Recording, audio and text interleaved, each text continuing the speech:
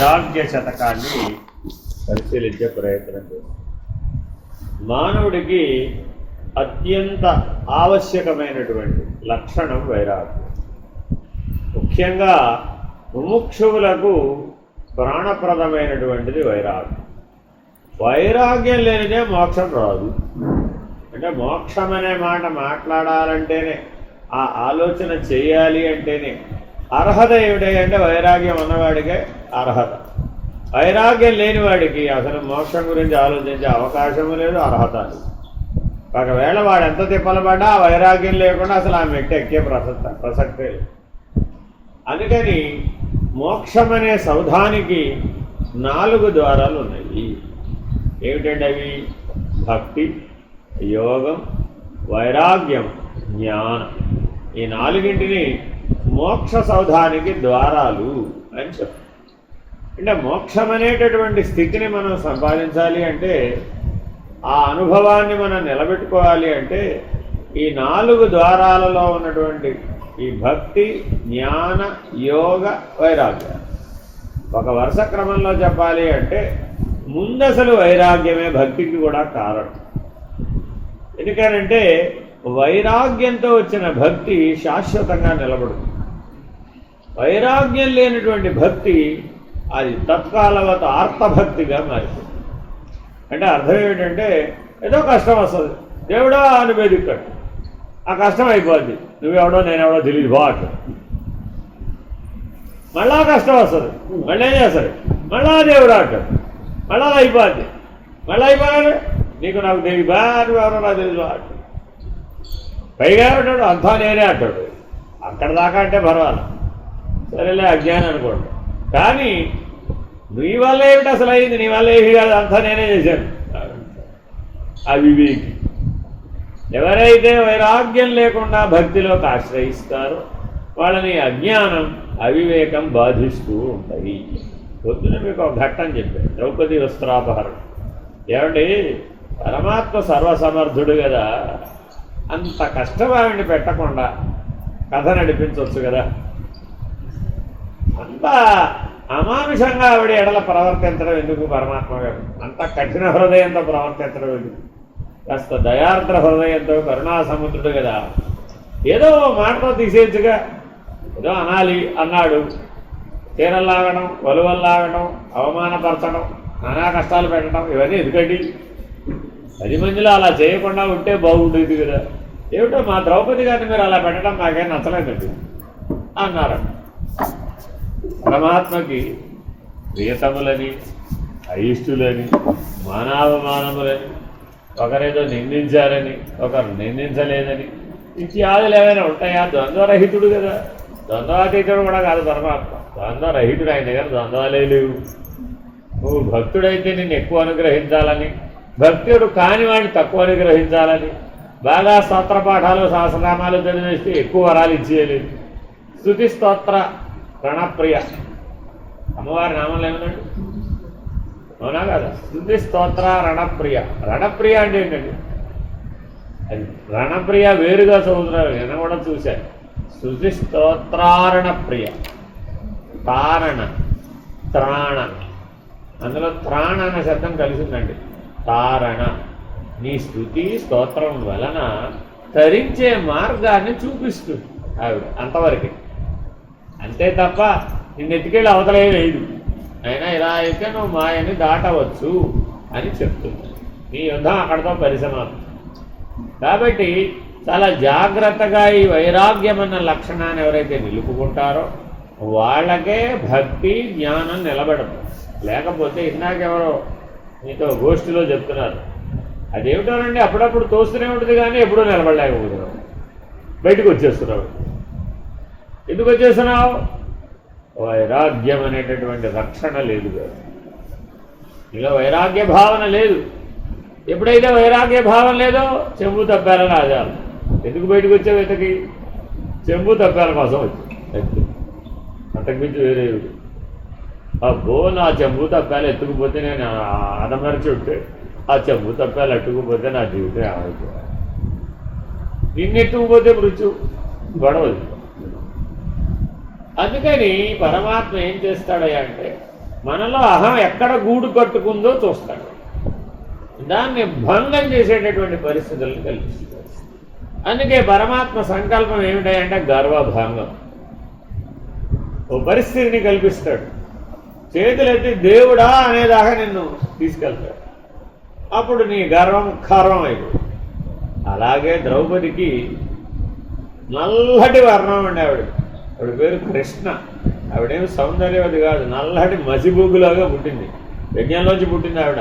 హోమ ధూమం ఎలా ఉంటుందో, యజ్ఞ ధూమం ఎలా ఉంటుందో ఆ ధూమమే సాక్షాత్తుగా ప్రభవించింది.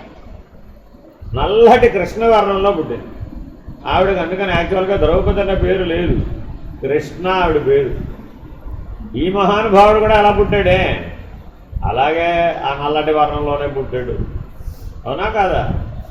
మరి ఆవిడకి అతిలోక సౌందర్యవతి, ప్రపంచంలో నన్ను మించిన సౌందర్యవతి లేదని అహం అంటాం, ధర్మమేనంటాం. ద్రుపదరాజపుత్రి అయినటువంటి ద్రౌపది, అందుకని ద్రౌపది పేరు ఎక్కువ. అర్థమైందండి? కాబట్టి జనకరాజపుత్రి కాబట్టి జానకి అన్నాం అక్కడ. ఇక్కడ కూడా ద్రౌపద రాజపుత్రి కాబట్టి ద్రౌపది అన్నాం. అంతేగాని ఆవిడ పేరు ద్రౌపది కాదు, వాడి పేరేంటి? కృష్ణ. అర్థమైందండి? ఆయన ఒక పగతోటి యజ్ఞం చేశాడు, ఆ ద్రోణుడి మీద పగ తీర్చుకోవాలనుకున్నాడు. ఏకకాలంలో 2 కోరికలు కోరాడు యజ్ఞపురుషుడు ప్రత్యక్షమైతే ద్రుపదరాజు. ఒకటి, ఆ ద్రోణుడిని నిర్జించగలిగేటటువంటి, చంపగలిగేటటువంటి, నిర్జించడం అనే మాట వల్ల చంపగలిగే పుత్రుడు కావాలి నాకు స్ట్రైట్గా. అంటే కక్ష ఎంత దూరం వెళ్ళిపోయింది అంటే అంత బలంగా వెళ్ళిపోయింది. 2వ వరం కోరాడు, నన్ను రథానికి కట్టుకుని లాక్కెళ్ళాడు అర్జునుడు. ఆ అర్జునుడు కూడా మోహింపజేసేటటువంటి సౌందర్యవతి అయినటువంటి పుత్రిక కావాలి. చూడండి ఆయన కోరిక ఎలా ఉందో. ఇప్పుడు ఆయన్నేమో కంఠం ఉత్తరించేవాడు కావాలి, ఈయన్ని పొట్టలో పడేసేది కావాలి. అందుకని ఆ స్వయంవరంలో అర్జునుడే కొట్టాడు. మరి మత్స్యయంత్రాన్ని పెళ్ళి ఎవరు చేసుకున్నారంటే అర్జునుడే పెళ్లి చేసుకుంది, మిగిలిన వాళ్ళని పెళ్లి చేసుకోవాలి. వాళ్ళ అమ్మ దగ్గరికి పోతే ఆయన 5గురు సమంగా పంచుకోమని 5గురిని పోతుంది. కానీ వెనక ఆవిడ కారణం జన్మదా. ఎందుకని అంటే ఓ జన్మలో ఆవిడకి పెళ్లి కాలేదు. పెళ్లి కాకపోతే మరి అందరూ అడిగారు, ఏమన్నా అందరూ అడిగారు నాకేమైనా పరిష్కారం చెప్పండి. ఋషులందరి దగ్గరికి పోయి, సాధువులందరి దగ్గరికి పోయి అడిగితే ఈశ్వరుడిని అడుగమ్మా, అందరికీ ఇచ్చేవాడు ఎవడు? ఈశ్వరుడు కదా, మమ్మల్ని అడుగుతూ వేయటం. ఘోరమైన తపస్సు ఈశ్వరుడు. సరే, తపస్సుకి ఈశ్వరుడు ప్రత్యక్షం అవడం అనేది కర్మధర్మం ప్రకారం, సృష్టి ధర్మం ప్రకారం, నియతి ప్రకారం ప్రత్యక్షం అయ్యాడు. ఈవిడ ఏ గోళ ఉంది?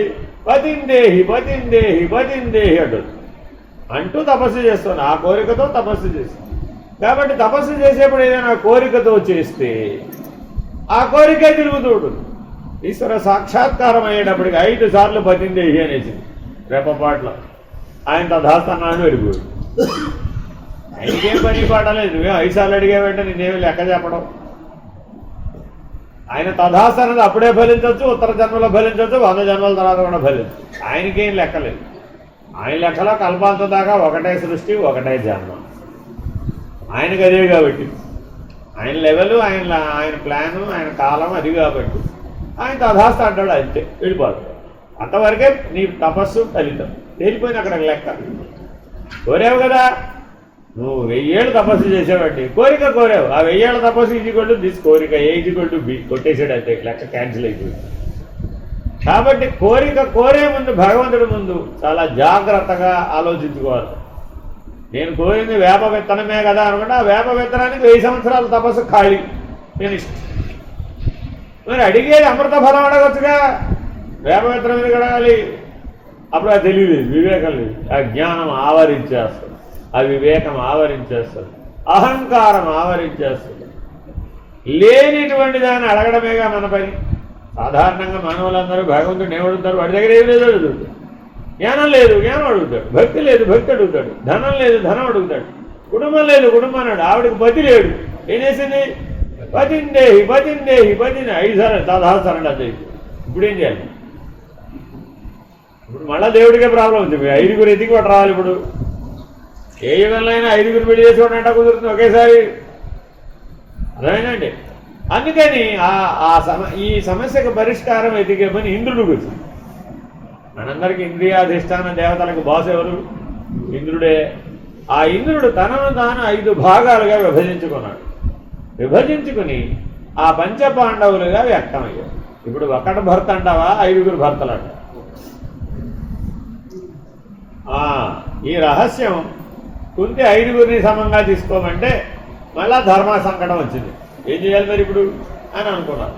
సరే వ్యాస భగవానుడిని ప్రార్థించారు, నాయన ఇదేదో నువ్వు చెప్పాల్సిందే, ఎందుకంటే నువ్వు కల్పాల తరబడి ఉండేడు చిరంజీవి కాబట్టి ఈ వెనక బ్యాక్గ్రౌండ్ స్టోరీ ఏమైనా ఉందా, ఇలా ఎందుకు జరిగింది, అధర్మం అయిపోతుంది కదా అని ధర్మానందనుడు వ్యాసుడిని ప్రార్థిస్తాడు. ప్రార్థిస్తే వ్యాసుడు వచ్చి అప్పుడు ఈ కథ అంతా చెప్తాడు. ఆయన ఈవిడ వెనకాల బ్యాక్గ్రౌండ్ స్టోరీ ఇది, ఈవిడ ఈ జన్మలో ఇలా నల్లగా పుట్టినా కూడా ఈవిడ పాతివ్రత్యం కలిగి ఉంటుంది, అతిలోక సౌందర్యవతి, ఈవిడ పాతివ్రత్యానికి భంగం లేదు, ఈశ్వరుడు ఇచ్చిన వరదానం యొక్క మహిమ ఇది.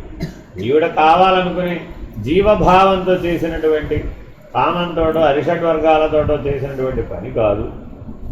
కాబట్టి మీరు ఒక పని చేయండి అమ్మా, నీకు కూడా ఒక నియమం చెప్తున్నాను, ప్రతి ఒక్కరి దగ్గర సంవత్సర కాలం ఉండు, ఒకరి దగ్గర సంవత్సర కాలం ఉన్నప్పుడు మరొకరెవరు కూడా వాళ్ళని డిస్టర్బ్ చేయదు అని నియమం పెట్టుకోండి అన్నాడు.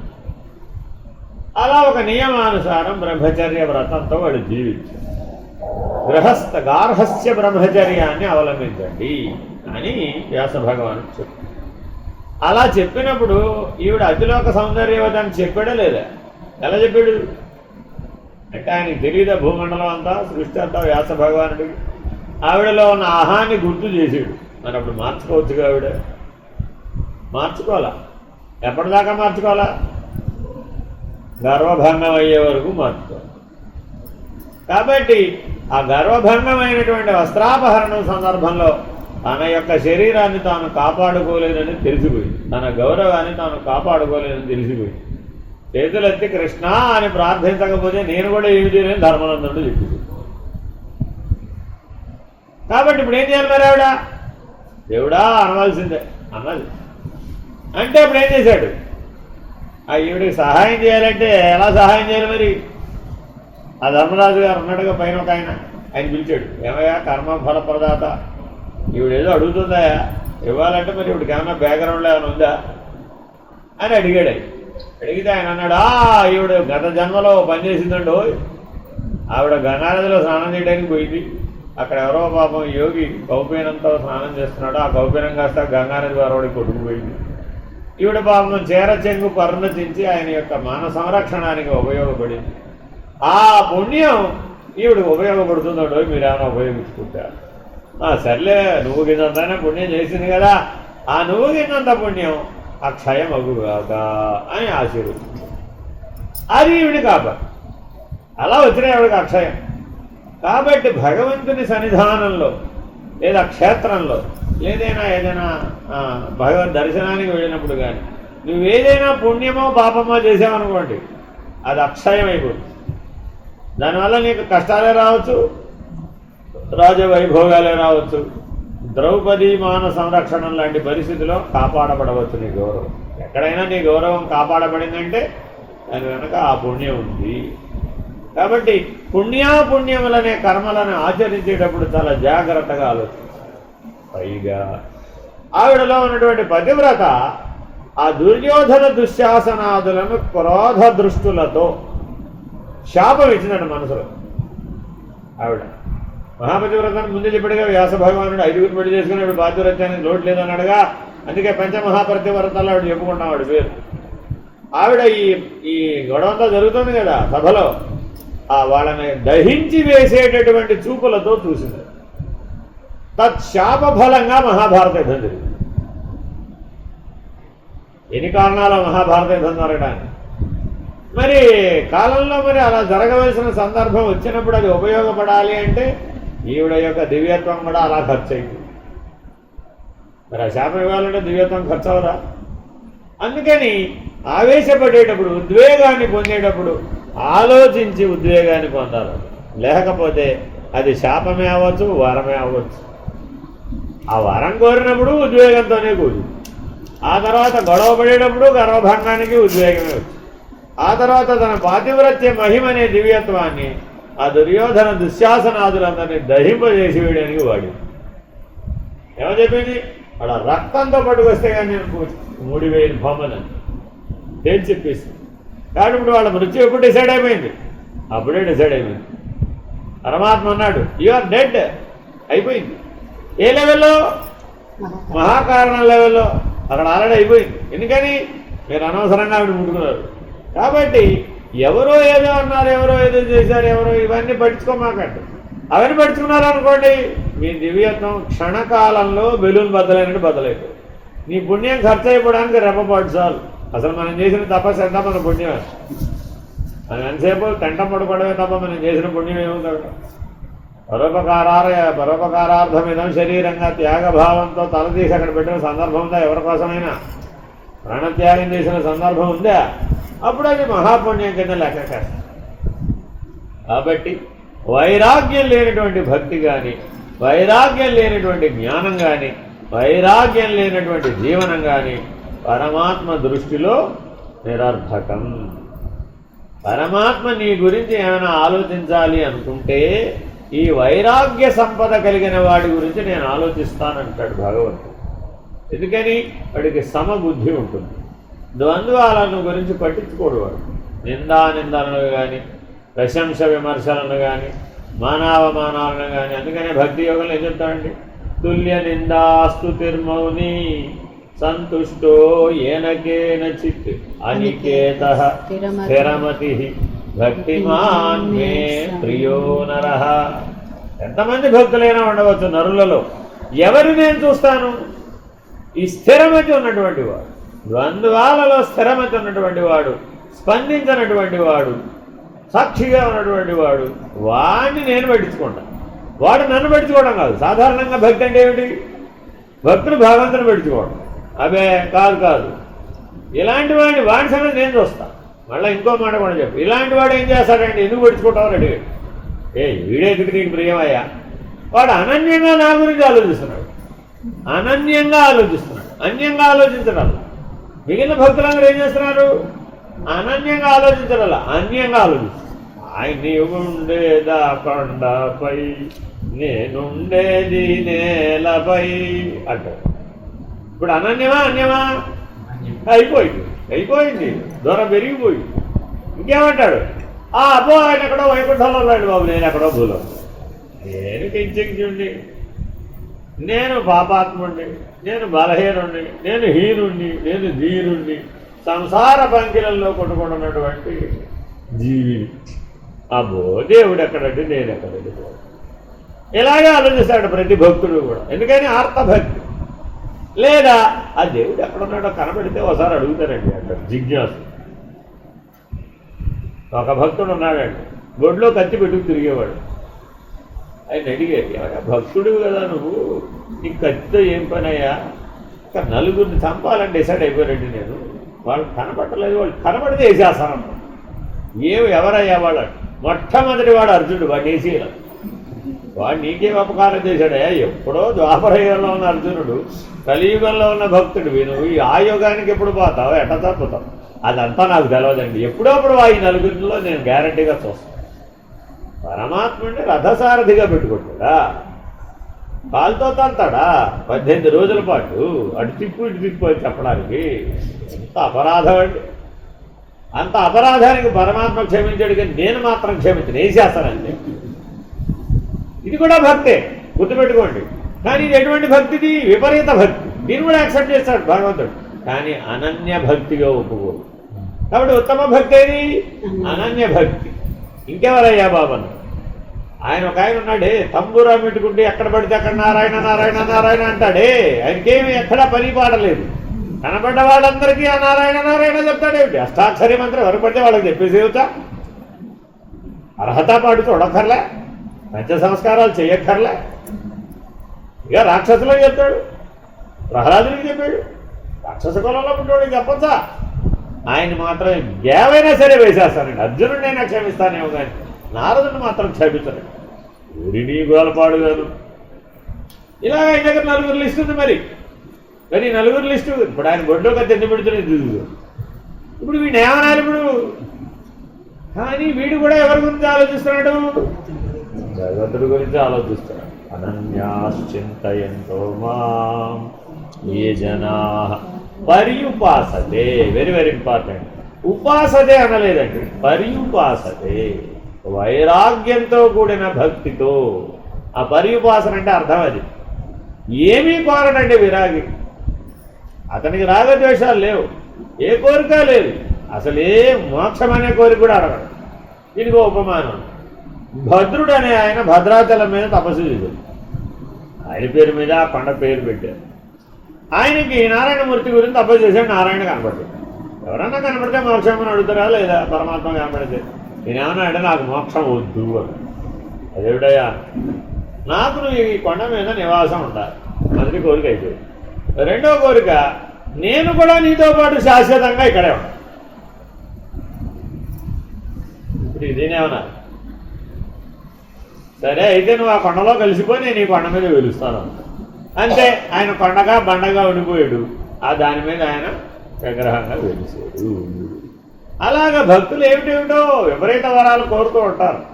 వీళ్ళు భక్తులు కాదా అంటే భక్తుడే వైనాడు. అదే లేకపోతే భద్రాచల క్షేత్రమే లేదు. ఇది ఆ క్షేత్ర మహాత్మ. అలాగే ఒక్కొక్క క్షేత్రానికి ఏమిటేమిటో ఉంటాయండి. దాని వెనకాల ఎవడో ఉంటాడు భక్తుడు. ఒక ఆయన ఆదివరాహస్వామి ఆ క్షేత్రం అదేంటి అనకాపల్లి. నాకు రెండు కలిపి కనపడాలంట. ఊరిని గొడవపాడు పేరు. ఒకటేమో ఒక కాలంలో, ఒకటేమో ఒక కాలంలో. నారసింహుడు ఆదివరాహం వేరు వేరు మన్వంతరాల్లో జరిగినాయి. వాటి మధ్య కోట్లాది సంవత్సరాలు కాలభేదం ఉంది. ఉంటే నాకు రెండు ఒకేసారి చూడాలనిపిస్తుంది స్వామి. ఆ రెండు ఒకే రూపంలో ఉన్నట్టు కనపడవా నాకు. సర్లే బో, పిల్లాడు బిస్కెట్ అడిగితే తల్లి అన్న కాదంటుందా? ఇలా ఆలోచిస్తాడు వాడు. అందుకని వైరాగ్యం అన్నటువంటి వాడే అత్యున్నతమైనటువంటి మోక్షాన్ని కోరతాడు, సాయుధ్యాన్ని కోరతాడు. అసలు వాడికి కోరికే కాదు. అందుకని మోక్షం అనేది పరమ పురుషార్థమై ఉన్నది కావున, పురుషార్థములలో అది భాగము కాదు కావున అది కోరిక కాదు అని పరమాత్మ చెప్పాడు జాగ్రత్తగా. అందుకని వైరాగ్యం ఎవరికైతే పూర్ణ వైరాగ్యం ఉంటుందో వాడికే పూర్ణ జ్ఞానం అవుతుంది. కలలోనైనా నీవేమైనా కావాలని భావిస్తే చాలట. వాగ్రూపంలో అడగక్కర్లా, భావిస్తే చాలట.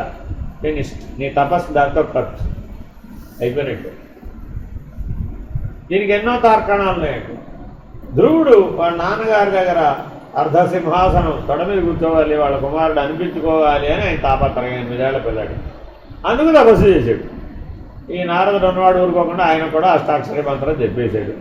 ఆయన మరి ఆకులు తింటూ, అక్కడ రాలిపోయిన బళ్ళు తింటూ, రాలిపోయిన ఆకులు తింటూ నిరాహారిగా ఒక్కొక్క దానికి 12 సంవత్సరాలు చొప్పున 5, 12, 60 సంవత్సరాలు తపస్సు చేశాడు. అర్థమైందండి? నీళ్లు తాగుతూ 12 సంవత్సరాలు, ఆకులు రాలిపోయిన ఆకులు తింటూ 12 సంవత్సరాలు, రాలిన పండ్లు తింటూ 12 సంవత్సరాలు, వాయు భక్షణం చేస్తూ 12 సంవత్సరాలు, ఆ వాయువు కూడా స్వీకరించకుండా 12 సంవత్సరాలు. అంత తపస్సు చేశాడు ధ్రువుడు. ఆ యుగం, ఈ యుగం కాదు. కాబట్టి ఆ యుగాలలో ఈ స్థాయి తపస్సు చేస్తేనే భగవత్ సాక్షాత్కారం. మనమండి ఇప్పుడు ఇందులో ఏ ఒక్కడన్నా చేసామంటారు తపస్సు తపస్సు తపస్సు అంటారు. ఎవడో నాకు అర్థం కాదు. ఏమి తపస్సు చేసావు? ఏం తప్పింపజేసావు? అసలు ఇంద్రియాలను నియమించింది అక్కడ 3 పూట్ల హాయిగా భోంచేస్తూ, 3 పూట్ల హాయిగా భోంచేస్తున్నావు, హాయిగా నిద్రపోవు, హాయిగా కావాల్సిన సౌకర్యాలన్నీ ఏర్పరచుకోవడం. పైగా దేవుడు కనపడలేదనో కంప్లైంట్. ఎవరి మీద పెడతాం కంప్లైంట్? ఎవరికి చెప్తాం? కాబట్టి ఎక్కడో మన ఆచరణలో వైరాగ్య లోపం స్పష్టంగా కనబడుతుంది. తనను తాను తగ్గించుకోవడంతో ప్రారంభమవుతుంది వైరాగ్యం. అందులో మొట్టమొదట విడవవలసింది తృష్ణ, ఆశ. ఆశయే ఇహపర దుఃఖంబు, ఆశయే భవనాశయుక్తి, ఆశయే మదిచరసు అవని స్థలిలో, ఆశయే జన్మకు కారణంబు అధిపా అని ఓ శతకంలో. సరే, ఆ ఆశే జన్మకు కారణం అంతే. ఈ ఆశాపాశం ఉంటే మాత్రం జన్మ కర్మ చక్రంలోంచి ఎప్పటికీ నీవు బయటపడలేవు. నేను ఏమైనా సరే వాడు అందుకు తెలుస్తాను అన్నాడండి. ఈ జన్మలో అవ్వకపోతే ఏం చేయాలి? వచ్చే జన్మకు మళ్ళీ వాడెక్కడ ఉన్నాడో నువ్వు కూడా అక్కడికి పోవాల్సిందే. అర్థమైందండి? పరమహంస బోధామృతంలో అంటాడు అన్న, నువ్వు మోయగలిగి ఉండి ఒక చిన్న చేతి సంచి ఎవరి చేతైనా మోయించావనుకోండి, అందరూ నా చుట్టూ తిరుగుతూ ఏవో ఒకటి పట్టుకోవడానికి ఏవో ఒకటి తీసుకెళ్ళడానికి ప్రయత్నం చేస్తున్నాను. నేను వద్దని చెప్పుకోవటం తెలుసుకోవాలని ఎందుకు ఆ మహాత్ములు చెప్పింది. ఇవాళ నువ్వు మోయగలిగి ఉండి కూడా చిన్న చేతి సంచి ఇతరుల చేత కనుక నీవు మోయించినట్లయితే వచ్చే జన్మకి నీవు వారింట బస్తాలు మోయవలసిన అగత్యాన్ని సృష్టిస్తాడట పరమాత్మ.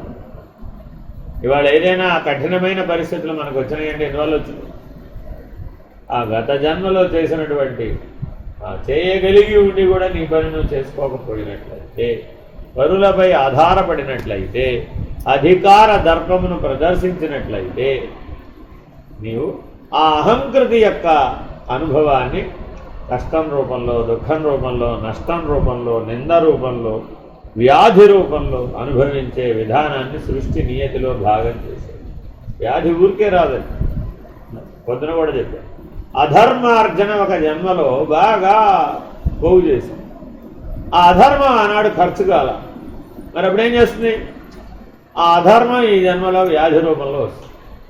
దానికి ఒక పశ్చాత్తాప క్రియ మందు వేసుకోండి. అందరూ అడుగుతుంటారు, మీరేంటండి ఇన్ని మందులు వేసుకున్నారు? అవి ఎప్పటిదోలే ఖర్చు అయిపోవలసిన అనుభవంతో సాక్షిగా ఉండు. దానికి ఒక ప్రతిక్రియ పరిహారం ఏమిటంటే మందు వేసుకోవడం. ఆ పరిహారం చూపెట్టేవాడు నారాయణుడు, డాక్టర్. అందుకే వైద్య నారాయణ హరి. నీ అధర్మంతో అనుభవిస్తున్న వ్యాధి అనే కష్టానికి పరిహారం ఎవరు చూపెట్టాడు? మరి ఇప్పుడు ఎవడో చూపెట్టాలిగా. ఆ మార్గాంతరం చూపెట్టిన వాడు ఎవడో నారాయణ స్వరూపుడు. కాబట్టి ప్రతి చోట ఇప్పుడు నారాయణ నీకు దారి చూపిస్తున్నాడా లేదా? లేకపోతే అలాగా జన్మకు దారి చూపెట్టింది అమ్మ, ఆవిడ నారాయణి కాకపోవడమే. పుట్టిన తర్వాత పెంచి పోషించాడు తండ్రి, తండ్రి నారాయణుడు. స్కూల్కి వెళితే పాఠాలు చెప్పాడు గురువు నారాయణుడు. ఆశ్రమానికి వెళితే పాఠాలు చెప్పాడు, అయినా సద్గురువు నారాయణుడు. ఎవరు నారాయణుడు కాదయ్యా బాబు, నీవు కూడా నారాయణుడు ఏం తెలుసుకునేదాకా నువ్వు కూడా అది కూడా ప్రయత్నం చేయవచ్చు. కాబట్టి జాగ్రత్తగా వైరాగ్యం ఉన్నటువంటి వాడికి ఏ సాధన అయినా సరే రెప్పపాటులో ఫలిస్తే, వైరాగ్యం లేని వాడికి శతజన్మల పర్యంతం పడుతుంది అని ఈ వైరాగ్య శతకం చివరిలో నిర్ధారణ చేస్తారు. మనకి ఏదైనా కానీ దివ్యత్వం అనుభవానికి ఎందుకు రావడం లేదట? వైరాగ్యం లేదు. సరే, ఎలా ఉందో ఎలా లేదో చూద్దాం. ఏం వదిలేస్తే వైరాగ్యం ఉంటుందో, ఏం ఉంటే వైరాగ్యం ఉండదో బాగా చెప్తారు. ఈ మనం పద్యాలు పూర్తి చేస్తామో లేదో నాకైతే తెలియదు, కానీ అవకాశం ఉన్నంత మేరకు 2-3 రోజుల్లో వెళ్ళే లోపల ప్రయత్నం చేద్దాం. ముందు ఈ వైరాగ్య లక్షణాన్ని జాగ్రత్తగా ఒక దీపాన్ని ఎలా కాపాడుకుంటామో అలా కాపాడుకోవాలి. అర్థమైందండి? వేదాంత పంచదశిలో పంచదీప ప్రకరణము అని ఒక 5 దీప ప్రకరణాలు ఉంటాయి. ఆ దీపమే సాక్షి. అది తృప్తి దీప ప్రకరణము, సాక్ష్య దీప ప్రకరణము, ఇలా అనేక దీపాలు అలా చెప్తారు వేదాంత పంచదశిలో. తత్వమసి మహావాక్యం ఎవరికైతే ఉంటుందో వాళ్ళందరూ తప్పక వేదాంత పంచదశి చదవాలి, లేదా గురుముఖత చెప్పించుకోవాలి. అట్లా చెప్పించుకుంటే అది బాగా పనిచేస్తుంది. అందులో ఆ పుస్తకం అంతా మీద అత్యంత విలువైనది పంచదీప ప్రకరణం. అలాగే శతకాలలో అందరం బాగా గుర్తుపెట్టుకోవలసినటువంటి లక్షణాలు, మాటలు, సిద్ధాంతాలు, సూచనలు అన్నీ కూడా ఈ వైరాగ్య శతకంలో ఉంటాయి. నీ శరీరం ఎడల నీకు తూష్ణీభావన ఉండాలి. మానవులందరికీ, జీవులందరికీ ఉన్న గొప్ప విషయం ఏమిటో తెలుసా? రేపటికి నా శరీరాన్ని బాగా ఉంచుకోవాలి. ఉంటేనే కదా నేను బాగుండేది, ఉంటేనే కదా నేను బతికేది. జిగీష అంటారు. ఏమండి, రేపటికి బతకాలనుకున్నావా లేదా అని ఎవరినైనా అడిగామనుకోండి, ఏ ప్రాణినైనా అదేంటి స్వామి ఇంత తొందరగా పట్టుకెళ్ళిపోతే అలాగా బతకాలం ఉండనివ్వండి అంటారు. ఎప్పటికప్పుడు వెళ్తే బోర్డు మీద రేపని రాసినట్టు. కానీ మరి సృష్టి ధర్మం అలా ఉంటుందా? కానీ వీడికి ఎప్పుడు ఏమనిపిస్తుంది? ఇవాళ కాదులేండి రేపు చూద్దాం అంటాడు. కాబట్టి చాలా జాగ్రత్తగా ఈ వైరాగ్య శతకాన్ని అర్థం చేసుకునే ప్రయత్నం చేయండి. మొదటిది మంగళాచరణం. ఈ ఏ శతకమైనా కూడా మంగళాచరణంతో ప్రారంభిస్తాం. అంటే లోక కళ్యాణం కొరకు చెప్పబడుతుంది, శివతత్వంగా చెప్పబడుతుంది. ఈశ్వర సన్నిధానం పొందడం ఎట్లాగా, సాయుధ్యం పొందడం ఎట్లాగా, ఆ జ్యోతిర్లింగ స్వరూపుడిలో మనం చేరిపోవడం ఎలాగో చెప్తున్నామని మంగళాచరణంలో చెప్తున్నాం. చూడోత్తంసితచారు చంద్రకళికా చంచచ్చిఖాభాస్వరో లీలాదగ్ధ విలోల కామశలభ శ్రేయో దశాగ్రే స్ఫురన్ అంతఃస్ఫూర్జత పారమోహతిమిర ప్రాగ్భారముచ్ఛాటయం చేతస్సత్మని యోగినాం విజయతే జ్ఞానప్రదీపోహరః. ఈ ప్రౌఢి, ఇలా కవిత్వం చెప్పడాన్ని ప్రౌఢ కవిత్వం అంటారు. అంటే సాధారణంగా అర్థం కాదు, బాగా విశదంగా తాత్పర్యం ఉంటే తప్ప, ప్రతిపదార్థం ఉంటే తప్ప. కింద మీకు ఆల్రెడీ మీకు ఇచ్చిన పుస్తకంలో వ్యాఖ్యానం ప్రతిపదార్థం ఉన్నాయి. తాత్పర్యం చూద్దాం మనం సమయాభావం వలన. శివుడు దీపముగను ఆతడు ప్రసాదించు జ్ఞానము వెలుతురుగను ఆతని సెగయందలి చంద్రుడు జ్వాలగను ఆతనిని దగ్గర దహింపబడిన మన్మధుడు విడుతగను శుభావస్థయందు ముందుగా శివుడు తోచుట మంచి వత్తి కొనయందు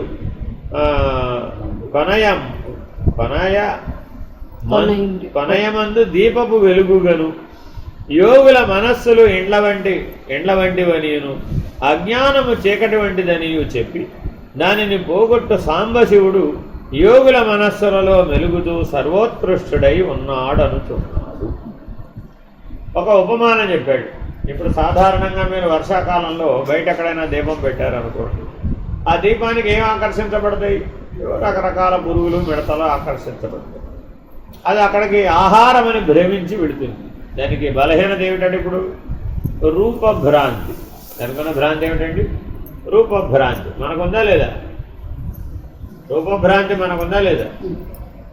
ఉండబట్టేగా ఆయన బాగున్నాడు, ఈవిడ బాగుందని మెచ్చి పెళ్లి చేసుకున్నాడు. లేకపోతే ఆ పెళ్ళి జరగదు. మెచ్చకపోతే పెళ్లి జరుగుతుందా?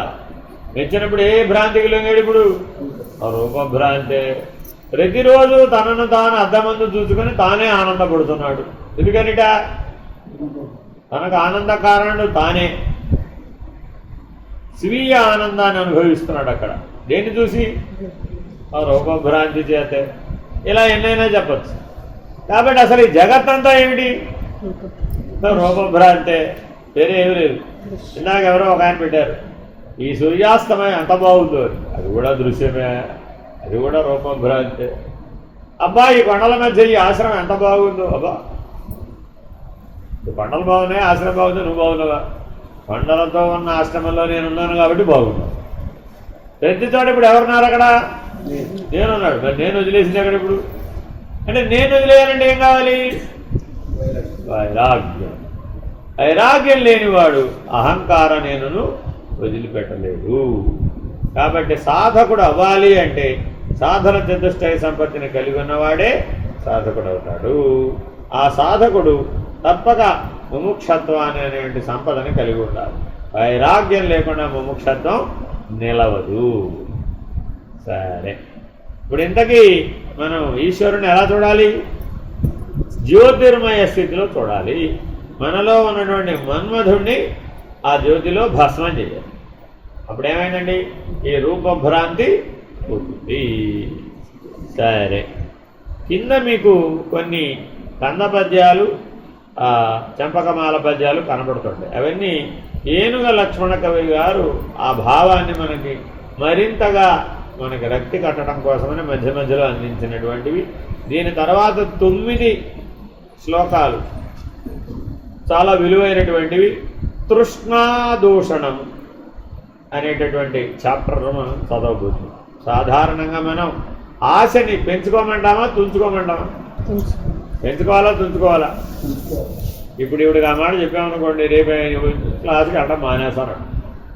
పరీక్షల కోసం అసలు ఆశే లేకపోతే నేను ఎందుకు ప్రయత్నిస్తాను? మీరు కష్టపడి కైలాస పరిక్రమ ఎందుకు చేస్తున్నారు? భగవద్ దర్శనం కలుగుతుందనే ఆశతో చేస్తున్నారు. మరి ఇప్పుడు కలిగిందా కైలాస పరిక్రమ చేసిన వారందరికీ? కలగలేదా? ఏమో ఎవరికి తెలుసు. 7 కొండలు ఎక్కి చూసి వచ్చామండి, భగవద్ దర్శనం అయింది. ఏమని అడుగుతాం? దర్శనం బాగా ఎక్కడికన్నా వెళ్ళిరాడు, ఏమడుగుతావు? దర్శనం బాగా అయిందని అడుగుతాం. అది తప్ప మిగిలినంతా చెప్తాడు. అంతేనా కాదా? ఎందుకని? కలగలేదుగా, ఆ పరిణామం పూర్తి అవ్వలేదుగా. అయితే ఏం చెప్తాడు? అదే చెప్తాడు. మిగిలిన అప్రధానం. అర్థమైందండి? గుండు కొట్టించుకునే దగ్గర బాగా క్యూ ఉందండి, పుష్కరంలో నీళ్లు బాగాలేవండి, 36 గంటల క్యూలో నిలబడాల్సి వచ్చిందండి, అదే వైకుంఠం క్యూ కాంప్లెక్స్ అండి, సరిగ్గా మేనేజ్ చేయడం లేదండి. ఎన్ని కనబడతాయో కింద నుంచి పోయేదాకా. అప్పటికీ నాకు సెడకోపం పెడతాడనుకున్నానండి, వాడేం పెట్టలేదండి. లడ్డూ కౌంటర్ దగ్గరికి వెళ్తే నాకు పక్కవాడికి పెద్ద లడ్డూలు ఇచ్చాడు, నాకు చిన్న లడ్డూలు ఇచ్చాడు. ప్రసాదం చేతి నిండా పెడతాడు అనుకుంటే ఉచిత ప్రసాదం దగ్గర కొచ్చివే పెట్టాడు. ఎన్ని కనబడతాయో మనకి. అదేమిటో నిజపాద దర్శనం అని ఆనాడు వెళ్ళానండి. ఆ వెళితే ఆ కళ్ళు బాగా కనపడతాయని చెప్పారండి. కెమెరా వాళ్ళని చూసి వచ్చిన వాళ్ళు నాకేం కనపడలేదు ఏమిటండి. ఆ పాదాలు మాత్రం కనపడేయండు. అప్పుడు మాత్రం బంగారం పాదాలు తీసేది. బంగారం పాదాలు పెడితేనే బాగున్నాడు, నేను చూసాను ఫోటోలో. కానీ ఈ నిజ పాదాలు ఏం బాగలేదు. ఇలా నీకు ఎన్నెన్నో అభిప్రాయాలు. ఇప్పుడు ఇదంతా భగవద్ దర్శనంలో భాగమేనా? పరిణామం వచ్చినట్టేనా? ఎలాగా చూడండి, మన జీవితంలో, రోజువారీ జీవితంలో నీ జీవితాన్ని ఈశ్వర ప్రసాదంగా భావించకపోవడం వలన ఎన్ని భావాలు కలుగుతాయి. అసలు అన్ని భావాలకు అవకాశం ఎవరిచ్చారు? నీ అజ్ఞానం, నీ అవిద్య, నీ వైరాగ్యం లేకపోవడం. సూటిగా నా జీవితం ఈశ్వర ప్రసాదం అన్నవాడికి అసలు రెండో ఆలోచనకు అవకాశం లేదు. రెండో వాడే లేడు. వాడికి భగవంతుడు తప్ప అసలు అన్యం లేనిది, వాడే లేడు అనన్యం. కాబట్టి వైరాగ్యం అనేటువంటి వాడు ఆ అనన్యమైనటువంటి స్థితికి చేరుకోవడానికి రెప్పపాటులో చేరుకోవాలి. కాబట్టి ఎవరైతే మోక్షకాంక్షలై ఉంటారో వాడు వైరాగ్యం అనే నిప్పుల కొండని నెత్తికెత్తుకోవాలి. వాడు దగ్ధమైపోవాల్సిందంటే వైరాగ్యం అనే అగ్నిలో. ఎవడైతే వైరాగ్యం అనే అగ్నిలో ఈ ఆశాపాశంను దగ్ధం చేస్తాడో వాడు జ్ఞానాగ్నిలో కర్మలను దగ్ధం చేయగలిగే సమర్థతను పొందు. ఎవరికైతే ఈ వైరాగ్యం అనే అగ్నిలో ఆశాపాశమును దగ్ధం చేసినటువంటి అనుభవం లేదు, వాడు ఎప్పటికీ జ్ఞానాగ్నిని పొందగలరు. దాంట్లో కర్మలను దగ్ధం చేయడం అనేటటువంటి జ్ఞాన యోగాన్ని పొందలేదు. భ్రాంతం దేశమనేక దుర్గ విషమం ప్రాప్తం నకించిత్ ఫలం త్యక్త్వా జాతి కళాభిమానముచితం సేవాకృతా నిష్ఫలా భుక్తం మాన వివర్జితం పరగృహేష్వాశంకయా కాకవా కృష్ణే జృంభసి పాపకర్మ పిశునే నాద్యాపి సంత్యుష్యసి. ఇలా బాగా పద్యాలు శ్లోకాలు చదవడం వచ్చా మీకు? అర్థవంతంగా, భావవంతంగా నేర్చుకోవాలని ప్రతిదీ రావాలి మానవుడికి. అడవులలో, కొండలలో, నదులలో తిరుగరాని దేశమెల్లా తిరిగి తిరిగి విసిగితిని. ఎక్కడెక్కడ వెతికాయండి భగవంతుడు? అక్కడెక్కడో తలకోన అడవుల్లో అమ్మవారు ఉందట. ఓ ఇది కూడా పోయాడు. 30 కిలోమీటర్లు అంతా నడవాలట. శ్రీశైలం శివస్వామి గారు చెప్పారు. ఒకసారి మనం శిష్యులందరినీ తీసుకుని తలకోన వెళ్దామంటాడు. అలాగేనట. అలాగే ఏమిటో అలాగే ఉన్నారు, ఎంత దూరం నడవాలం? 30 కిలోమీటర్లు నడిస్తే చాలండి అన్నారు. మా వాళ్ళు 3 అడుగులే వేయరు, మేము 30 కిలోమీటర్లు నడిపిస్తారు. ఈ కైవల్యాశ్రమ సత్సంగ సభ్యులు కూర్చోమంటే రాళ్ళలాగా కూర్చుంటారే తప్ప అడుగులేసే బ్యాచ్ కాదండి ఇది.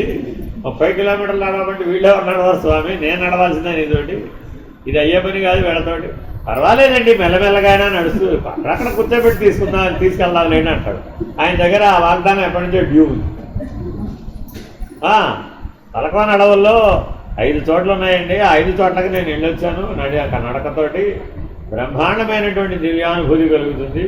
అసలు వీళ్ళు వెతకక్కర్లేదండి దైవాన్ని, అసలు అక్కడికి వెళ్ళొస్తే చాలు మీకు దివ్యానుభూతి కలుగుతుంది అంటాడు. ఆయన అలా వెళ్ళాడు. మరి ఎందుకని? 8 ఏళ్ళకే సర్వాన్ని జయించి శ్రీశైలం మీద కూర్చున్నాడు. ఇది వైరాగ్య సంపన్నుడు. ఆయనకి ఎక్కడ చూసినా భగవంతుడే కనబడతాడు. మనకేమో చెట్టు పుట్ట కనపడతాయి, మాట లేదంటే కాళ్ళు నొప్పులు కాదు. కాబట్టి వైరాగ్యం లేనటువంటి వాడు సాధనకే పనికిరాడు. సాధనకే పనికిరాని వాడికి మోక్షం ఎలా వస్తుంది? ఆ మాట ఇక్కడ జాగ్రత్తగా గమనించమంటున్నాడు. విసిగిపోవాలట మీకు భగవంతుడు కనపడాలి. ఎక్కడెక్కడ వెతకాలట? అడవులలో వెతకాలట, కొండలలో వెతకాలట, నదులలో వెతకాలట. గంగోత్రి యమునోత్రి వెళ్తున్నావా లేదా? దేనికండి? ఆ నదిలో దైవాన్ని చూడడానికి. కేదార్నాథ్ బద్రీనాథ్ వెళ్తున్నావా లేదా? చారణధామ్ దేనికి వెళ్తున్నావు?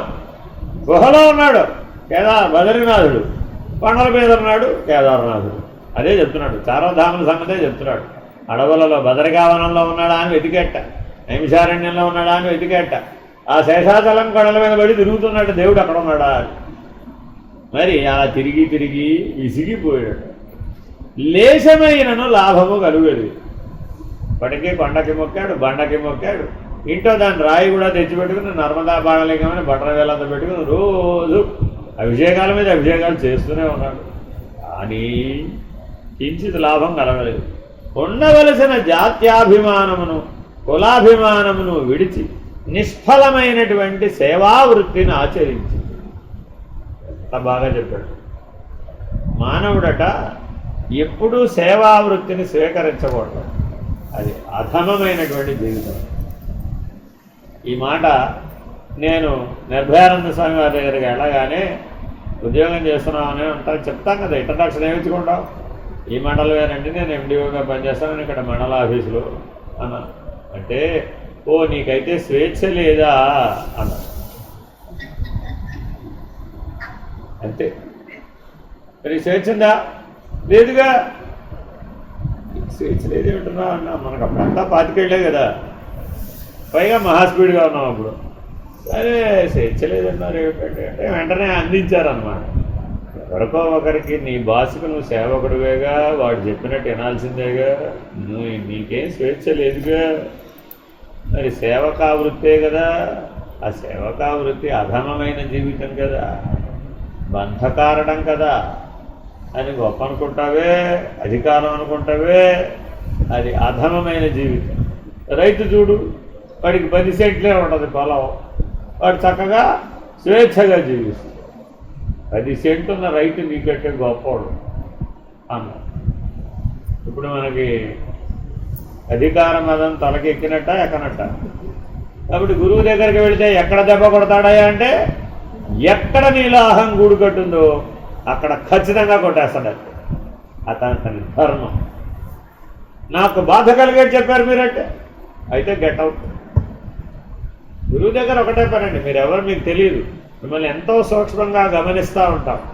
ఒక్క క్షణంలో మిమ్మల్ని మీ మీద నుంచి శాశ్వతంగా దృష్టిని వెనక్కి తీసుకోగలం. వెంబడించాలి అంటే శాశ్వతంగా మీరు ఎక్కడున్నా వెంబడించగలం. కానీ ఒక్క క్షణం కనుక మీలో అహం పొడసూపిందా, వీడు పనికిరాడని ఒక్కసారి మనసులో అనుకున్నామంటే ఫినిష్డ్. ఇంకా నువ్వు ఎన్ని కాళ్ళ వేళ పడ్డా కూడా మళ్ళీ తిరిగి చూసే పని ఉండదు. ఎందుకని ఆ అహాన్ని నువ్వు జయించలేవు. అంతే. ఇక నా సహాయం లేకుండా నువ్వు జయించలేవు. కానీ ఆ అహం యొక్క ప్రభావం చేత ఆ సందేహం వచ్చేస్తావు, విశ్వాసం చెడిపోతావు. ఇంకేమవుతుందంటే ఆ గురు నిందకు పాల్పడతాం, ఈశ్వర నిందకు పాల్పడతాం, శాస్త్ర నిందకు పాల్పడతాం. అప్పుడు నీలో అహం ఎంత పెచ్చిమీరిపోతున్నాయంటే పొద్దున్న చెప్పే అష్టవశువులైనా సరే ఆ ఋషి నింద కనుక చేసినట్లయితే వాళ్ళ యోగుల హృదయాలలో ఉన్నటువంటి ఈశ్వర శాపాన్ని పొందుతుంది. వాళ్ళేమన్నారు, మేమేం అనుకోవక్కర్లేదు, వాళ్ళ హృదయంలో ఉన్న ఈశ్వరుడు చూస్తాడు అనమాట దాన్ని. కాబట్టి ఎప్పుడూ కూడా క్షేత్రాలలో కానీ, మహనీయుల వద్ద కానీ, మహాత్ముల వద్ద కానీ, సాధువుల వద్ద కానీ ఎట్లా అయితే అట్లా ఆలోచన చేయకూడదు. ఆలోచన చేసినా కూడా ఈశ్వరుడు. పొద్దున మా వేమన పద్యంలో చెప్పాడు, లోకులు ఎరుగకున్న లోకేశ్వరుడు ఎరుగడా, వాడి దగ్గరికి ఎలా తప్పించుకుంటావు? వాడు నీకు సమక్షంలో లేడండి, వాడిని నిందించావండి, కానీ పరమేశ్వరుడికి తెలీదా? పడిపోతుంది అక్కడ ఖాతాలు. అందుకని అధర్మం ఆచరించేటప్పుడు, ఆశా తృష్ణలతో వ్యవహరించేటప్పుడు చాలా జాగ్రత్తగా. అందుకని ఇక్కడ ఏమంటున్నాడో చూడండి, అటువంటి నిష్ఫలమైనటువంటి సేవకా వృత్తిని ఆచరించి. సరే, నేనేమన్నానో తెలుసా? ఈ మాట అన్నారు కదా, అయితే ఎప్పుడు వదిలేయమంటారో చెప్పండి. వెంటనే ఇప్పుడు వదిలేయమంటే వదిలేస్తానండి. ఏం చేస్తా? పిల్లలని ఎట్ట పెంచుదా, ఆవిడ ఎట్ట పోషిస్తా, ఎట్టా మరి కుటుంబం వ్యవహారం అంతా ఉంది కదా, మరి అన్నీ ఏర్పాటు చేసుకుని వచ్చేవుగా మరి ఇక్కడికి. అవి లేకుండా వస్తే ఏదో మార్గం చెప్పచ్చు. అవన్నీ ఏర్పాటు చేసుకుని పెళ్లి చేసుకుని పిల్లాన్ని కానీ ఇల్లు ఇళ్ళాలను పెట్టుకుని నేను ఉద్యోగం వదిలేస్తానంటే అట్టా అన్నా. ఇప్పుడేం చెప్తావు సమాధానం? ఇప్పుడేం చెప్తావు సమాధానం? సరే ఇప్పుడేం పరిష్కారం లేదు, కానీ లోపల సన్యసించు. ఏం చేయాలి? లోపల సన్యసించేసేయి. ఆ పరమాత్మ ప్రసాదంగా భావించు, పరమాత్మ చేతిలో పనిముట్టుగా జీవించు. ఇది కావాలని అడగకు. జీవితం మొత్తం మీద ఏదైనా సరే, ఏదన్నా జరగని, ఇది కావాలని అడగకు, అంతే. ఏది ఇచ్చాడనేది చూడకు. రెండో మాట ఏం చెప్పారండి? ఏది ఇచ్చాడని చూడకు, ఇది కావాలని అడగకు. జరగవలసింది జరుగుతుంది అంతే. నీకెందుకు? ఈశ్వరునియేదది. సృష్టి ధర్మం ప్రకారం ఎలా జరగాలో అలా జరుగుతుంది అంతే అని నిర్భయంగా నిబ్బరంగా ఉండు. నా జీవితంలో ఎన్నిసార్లు సంఘటనలు వచ్చినాయి. అడిగితే ఇస్తాడు, ఇది కావాలంటే ఇస్తాడు అంతే. ఏం చెప్పాడు గురువు? ఇది కావాలని అడగకు, అయిపోయింది. ఏమిచ్చాడో అది చూడకు. ఇది ఇచ్చాడో అనుకున్నామంటే మళ్ళీ గొడవ వస్తుంది. కాబట్టి ఈశ్వర ప్రసాద బుద్ధితో జీవించండి నేను ఎప్పుడు చెప్తుంటాను. ప్రసాద బుద్ధి అంటే ఈ రెండు నియమాలు ఉంటాయి అందులో. ఏది అడగకూడదు, ఏది ఇచ్చాడో దాన్ని గుర్తించకూడదు. గుర్తించావా, లడ్డూ పెట్టాడంటే బాబు పులిహోర పెట్టలేదు. కాబట్టి చాలా చాలా జాగ్రత్తగా ఉండాలండి. అందుకని సరేనండి అన్న, ఇవన్నీ మనకు తెలియదప్పుడు. సరేనండి అన్న, ఏమిటో సరే అంటున్నావు. అసిధారావ్రతం ఇది, కత్తంచు మీద నడవడం లాంటిది. కాలు దిగిపోవడం కాదు, కంఠం దిగిపోతున్నాను. అదంతా స్టోరీ, మళ్ళా కథే అదంతా. ఇద్దరు ఉండాలయ్యా, కృతజ్ఞతలు చెప్పుకునేవాడు, పుచ్చుకునేవాడు. అంతా ద్వైతమేగా, ద్వంద్వమేగా. ఆశ ఉంటేనే ద్వంద్వం, ఆశ లేకపోతే నిరాశీ నిర్మమో భూత్వా యుద్ధస్వ విగత జ్వర. భగవద్గీత ఉపదేశం. ఏమయ్యా ఎలా ఉండాలయ్యా అర్జున? నువ్వు నిరాశీ, నేనే గెలవాలంటావేంటి? అది ఆశ కాదు. నిర్మమో, నా వాళ్ళు ఎవరు లేరు అన్నారు కదా. నువ్వు పరమాత్ముడికి నేను చెందినవాడని అయితే మన నా వాళ్ళని వెనకాల తోక చెప్తావేటు? నువ్వే లేవు, నేనే లేనన్న స్థితిలో ఉంటే భక్తుడు అవుతావు. కానీ నా తోక బాగుండాలి, నా తోక బాగుండాలంటే వెనక్కి తిరిగి తోక సంగతి చెప్తావు. మనమందరం దేని గురించి వేడుకుంటామండి? నీ తోక ఒకటి ఉంది, సంసారం ఒకటి, నీ కుటుంబం ఒకటి, అది నీ తోక. అర్థమైందండి? కాబట్టి చాలా జాగ్రత్తగా ఉండాలంట భగవంతుడి దగ్గర. మోక్షం అంటే అది పలవరిస్తేనో కలవరిస్తేనో వచ్చేది కాదు, ఆ స్థాయిని అందుకుంటే వచ్చేది. అందుకోవాలి అంటే ఇంత కఠినమైనటువంటి జీవనం ఉండాలి. ఆ కాఠిన్యత నీ నియమాలలో కనుక లేకపోతే ఊరికే ఊరికే అంటే లాభాలు అక్కడే. భగవంతుడు సర్లే మళ్ళా చూద్దాం, లేదు ట్రై అగైన్ అంట. ఆయనకి రెప్పపాటు ట్రై అగైన్ అంట. అర్థమైందండి?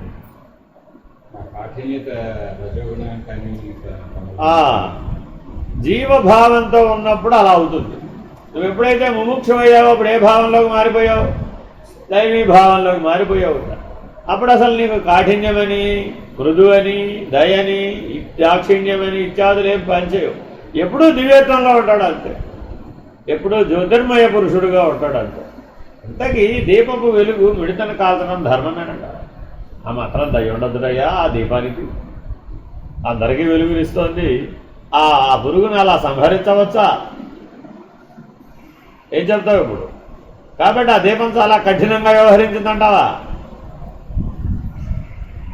కాబట్టి నీవు ద్వంద్వ వైఖరిలో ఉన్నావు కాబట్టి నీకు ఈ లక్షణాలన్నీ కనబడు. ఆయనకేం లేవు. ఆయనకి లేనప్పుడు ఆయనలో అనన్య భాగమైనటువంటి భక్తుడికి వాడికి లేవు. కాబట్టి వైరాగ్యాన్ని అర్థం చేసుకోవడానికి చాలా విశాల భావన కావాలి. సృష్టి అంతటిని ఏకతీరుగా చూడగలిగే అద్వైత భావన కావాలి.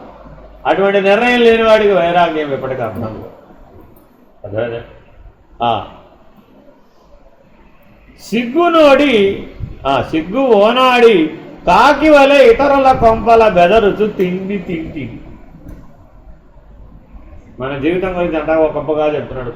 ఎక్కడెక్కడ తిన్నా మనం భోజనం ఏమన్నా గుర్తుందంటారా? పుట్టిన దగ్గరికి పోయేలాగా ఎన్ని చోట తిన్నా ఒక కాకి వలె. ఎవడు ఎంగిలి విసిరేస్తే, ఎవడు వడ్డిస్తే, ఎవరు ఏ చేతితో పెట్టారో, ఎవరు ఏ బుద్ధితో తయారు చేశారో, ఎవరు ఏ ధర్మంతో సంపాదించాడో, పరాన్నం అభ్యుతివి పరుల ఇంటికి అతిథివైపోయితివి పరాన్నం అబ్బితివి. అవ్వలేదా? ఎక్కడికో వెళ్ళేవాడి, ఎవరో రమ్మన్నారండి, ఇంటికి వెళ్తే అతిథివేగా, వాడు ఏదో వండి పెట్టాడండి, తినావా లేదా? మరి ఇదంతా ఏమిటి? ఆ కాకి వెళ్ళి సంచరించావు. కాకి ఏది ఎప్పుడు తింటుందో దానికన్నా ప్లాను ప్రణాళిక ఉందా? అందుకే కదా మేము ఇప్పుడు ఇంట్లో వండిందో తింటాం. మేము బయట అక్కడ తినాం. స్వయం పాకం అనే నియమం ఇందులో పుట్టిందండి. ఈ స్వయం పాకం అనే నియమంతో ఉన్నవాడు మరి ఇప్పుడు ఎలా ఉన్నట్టు అది కూడా తర్వాత పద్యాల్లో చదువు. ఎందుకని అందులో అహంగుడు కట్టుకుంది. మళ్ళీ నియమాన్ని పాటించవచ్చు కానీ ఆ నియమంలో ఏం గుడి కట్టుకోకూడదు? అహంగుడు కట్టుకో. పెద్ద చిక్కది. నిన్ను ఆచరించమంటే దేనికోసం? అహాన్ని పోగొట్టుకోవడం కోసం. కాబట్టి నీ జీవితాన్ని పరిశీలిస్తే ఇలా ఉందట. సేవకావృత్తిని ఆచరించావు, కాకి వెలే తిరిగి కాకి వెలే అని తినేసేవాడు. పాపకర్మలకు పాల్పరుచునో యశ, ఇంకను పెచ్చు పెరుగుతూనే ఇంటివి గాని పరితృప్తి చెందవు కదా. ఏం చెందాలండి? సంతృప్తి కాదు, పరితృప్తి. అంటే అర్థమేంటి? ఎవరైనా అన్నం పెట్టారనుకోండి, భోజనం వేస్తున్నాం, అన్నదాత సుఖీభవ అనే ముందు తృప్తస్య తృప్తస్య తృప్తస్య అని మనసులో అనుకుంటాడు. అందుకని అతిథికి ఎన్నిసార్లు వడ్డించాలి అంటే 3 సార్లు చాలు అనేదాకా వడ్డించాలి. అందుకని మీరు వడ్డించేటప్పుడు చూడండి, అన్నం పెట్టమంటారా? చాలమ్మ. కూర వేయమంటారా? చాలమ్మ. ఏదో మధురం వేయమంటారా? చాలమ్మ. 3 సార్లు అన్నాడు అనుకోండి, ఇంక మళ్ళీ అడగదు ఆవిడ. ఎందుకని? తృప్తి. అలా చెప్తే తృప్తి. తృప్తిగా తినేసాడని ఆవిడ లెక్క. 3 సార్లు పిల్లాన్ని కూడా అడుగుతుంది, ఎరా పెట్టమంటావా? ఒకసారి అడిగితే ఊరుకోదు, మళ్ళీ 2వ సారి అడుగుతుంది, మళ్ళీ 3వ సారి కూడా అడుగుతుంది. ఆ తల్లి పద్ధతను అలా మాతృమూర్తులు అందరూ చేసే పద్ధతి అదే. కానీ ఈ తినేవాడు పరితృప్తితో తినాలంట. అంటే మారు అడగకుండా తినాలంట. వాడి నియమాన్ని ఎరిగి నువ్వు అడగాల. అందుకని భిక్ష చేసేటటువంటి వాడే సాధువు. వైరాగ్య సంపన్నుడైనటువంటి సన్యాసి భిక్షకి వెళతాడే కానీ భోజనానికి వెళ్ళడు. మీరు ఎవరైనా మమ్మల్ని భోజనానికి పిలిచారనుకోండి, అప్పుడేమన్నట్టు? గృహస్థుగా పిలిచావంతే. అదే సాధువుగా పిలిచామనుకోండి, భిక్ష. ఎందుకని? పట్టెడన్నమే పరమామృతము. అంటే పట్టెడే తింటాడు అంతే వాడు. మరలా మారు వడ్డానికి అడగడు అన్నమాట. అర్థమైందండి? వాడు అడగడు. మళ్ళీ చాలు అనే శబ్దం లేదు. చాలన్నావు అంటే, ఇక చాలు అంటున్నావు అంటే, ఒకప్పుడు కావాలని అన్నావుగా, కోరేవుగా. ఒకప్పుడు కోరిన దానికి వీడు వడ్డించేశాడుగా. ఆ వడ్డించిన దానికి సమాధానం ఇక చాలు అన్నావుగా. కాబట్టి నీకు వైరాగ్యం లేదు. పరితృప్తి అంటే అసలు కోరికకు మూలమే లేదు, ఆశించడమే లేదు, తృష్ణ అనేదే లేదు, కావాలనేదే లేదట. ఇది కావాలని అడగొద్దని చెప్పారుగా, ఇందాక చెప్పారుగా. ఇది కావాలని అడగకూడదు, ఏది ఇచ్చాడో చూడకూడదు, దాన్ని గుర్తించకూడదు. తర్వాత తెలుగు పద్యాలు చదవటంలా, సంస్కృతం ఆల్రెడీ చెప్తున్నానని మీరు చదువుకోండి. తెలుగులోనే తేలిగ్గా ఉంటాయి. ఏనుగు లక్ష్మణ కవి రాశారు. విసిగితి దుర్గదుర్విషయ విభ్రమయుక్తి కులాభిమానమున్ బసజడ సేవ చేసిది విపన్నుడనై పరగేహసీమ వాయసము వలె భుజించిది ప్రయత్నము నిష్ఫలమై నశించే సంతసపడ ఉగ్రకర్మ పిశునత్వము చూపెదవాశ ఏటికిన్. ఆ పైన సంస్కృతానికి ఇది తెలుగు. మీ ఇష్టం, మీకేది సులువుగా ఉంటుంది. తెలుగే సులువుగా ఉంటుంది. సరే, 3వ ఉపదేశం. ఉత్ఖాతం నిధి శంఖయా క్షితితలం ధుమాత గిరిరేర్ధతావో విస్తీర్ణ సరితాం పతిర్నృపదయో యత్నేన సంతోషితాః మంత్రారాధన తత్పరేణ ఘనసా నీతా శ్మశానే నిశాః ప్రాప్తః కాణవరాటకో అపి నమయా తృష్ణే సకామా భవ. నిక్షేపము దొరకునను ఆశతో నేలను త్రవితి. బంగారు కొరకై కొండల మీది మణిశిలా మొదలగు ధాతువులను కరిగించితి. సముద్ర ప్రయాణమును కావించితి. కష్టపడి వారి మనసు వచ్చునట్లు నడుచుకొని రాజులను సంతసపెట్టింది. రాజులంటే బాస్ సంతోషం కోసం పనిచేసేవా లేదా? మంత్రారాధనములను నర్చుచు శ్మశానములందు పెక్కు రాత్రులు గడపితిని. ఇంత చేసి నేనొక గుడ్డి గవ్వనైనను కాంచనాయితిని. ఆశ ఇక సంతోషపడి ఓరకూడదు. మానవుడు 100 సంవత్సరాల పాటు కష్టపడి సంపాదించింది ఈశ్వరుని దృష్టిలో విలువ ఎంత అంటే గుడ్డి గవ్వ. అర్థమైందండి? ఈ భూమండలం అంతా ఉన్నటువంటి అష్టైశ్వర్యములు కానీ షడైశ్వర్యములు కానీ ఎవరివి? పరమాత్మడు, భగవంతుడివి. ఆయనకున్న ఐశ్వర్యం ముందు మన ఐశ్వర్యం చూపెట్టుకోవడానికి ప్రయత్నించామండి. ఎంత ఉంటుందండి మన ఐశ్వర్యం? 100 ఏళ్ళు కష్టపడి సంపాదించాడండి, 1,00,000 కోట్లు సంపాదించాడండి, కొన్ని 10 లక్షల కోట్లు సంపాదించాడండి, కొన్ని లక్ష కోట్లు అనుకో, లేకపోతే ఒకటే పక్కన 56 సున్నాలు పెట్టుకో. అనంతం, భూరి, అతి భూరి, లాస్ట్ అదే, ఇంక అంతకు మించి లేదు. అందుకని విరాళాలు ఇచ్చేవాడు ఏమంటారండి? భూరి విరాళదాతలు, అతి భూరి విరాళదాతలు, మహారాజ పోషకులు అంటుంటారా లేదు? అంటే ఒకటి పక్కన 2 సున్నాలు పెడితే అంత. మ్యాక్సిమం సంఖ్య ఎంత కనిపెట్టామయ్యా భారతదేశంలో అంటే ఒకటి పక్కన 56 సున్నాలు. దాన్ని ఎంత లెక్కండి, 56 సున్నాలు పెట్టాలి ఒకటి పక్కన. దానికి అది లాస్ట్ సంఖ్య. కాబట్టి అంత సంపాదించానన్నట్టు ఒక ఆయన. అంత దానం చేయాలని అంత సంపాదించాలిగా. అంత సంపాదించనండి ఈశ్వరుడు ముందుకు వెళితే అది ఎంత? ఓ గుడ్డి గవ్వ అంత. అదేనండి. సముద్రంలో ఎన్ని ఉంటాయండి గవ్వలు? అవునా? ఒడ్డు మీద ఎన్ని వస్తాయి? అంతేనా? ఒడ్డు మీద పడ్డ గుడ్డి గవ్వ సముద్రాన్ని ఎక్కిరించిందట. నా ఐశ్వర్యం ఎంతో నీకు తెలుసా? ఈ పోలిక చెప్తాను. ఒడ్డు మీద పడ్డ గుడ్డి గవ్వ అంటే తెలుసా మీకు ఎవరికైనా? సగం బొగులుంది, దాన్ని గుడ్డి గవ్వ అంట. సముద్రం మీద నడుస్తూ ఉంటే పూర్తి గవ్వలు ఉండవండి, సగం విరిగిపోతాయి. ఆ సగం విరిగిపోయింది గుడ్డి గవ్వ. ఈ గుడ్డి గవ్వ సముద్రాన్ని ఎక్కిరించిందట. నా ఐశ్వర్యం నీకేం తెలుసు? అప్పుడు సముద్రం ఏమనాలి? అలా ఉందట ఈశ్వరుడు ముందు మన ఐశ్వర్యాన్ని నిరూపించుకునే ప్రయత్నం.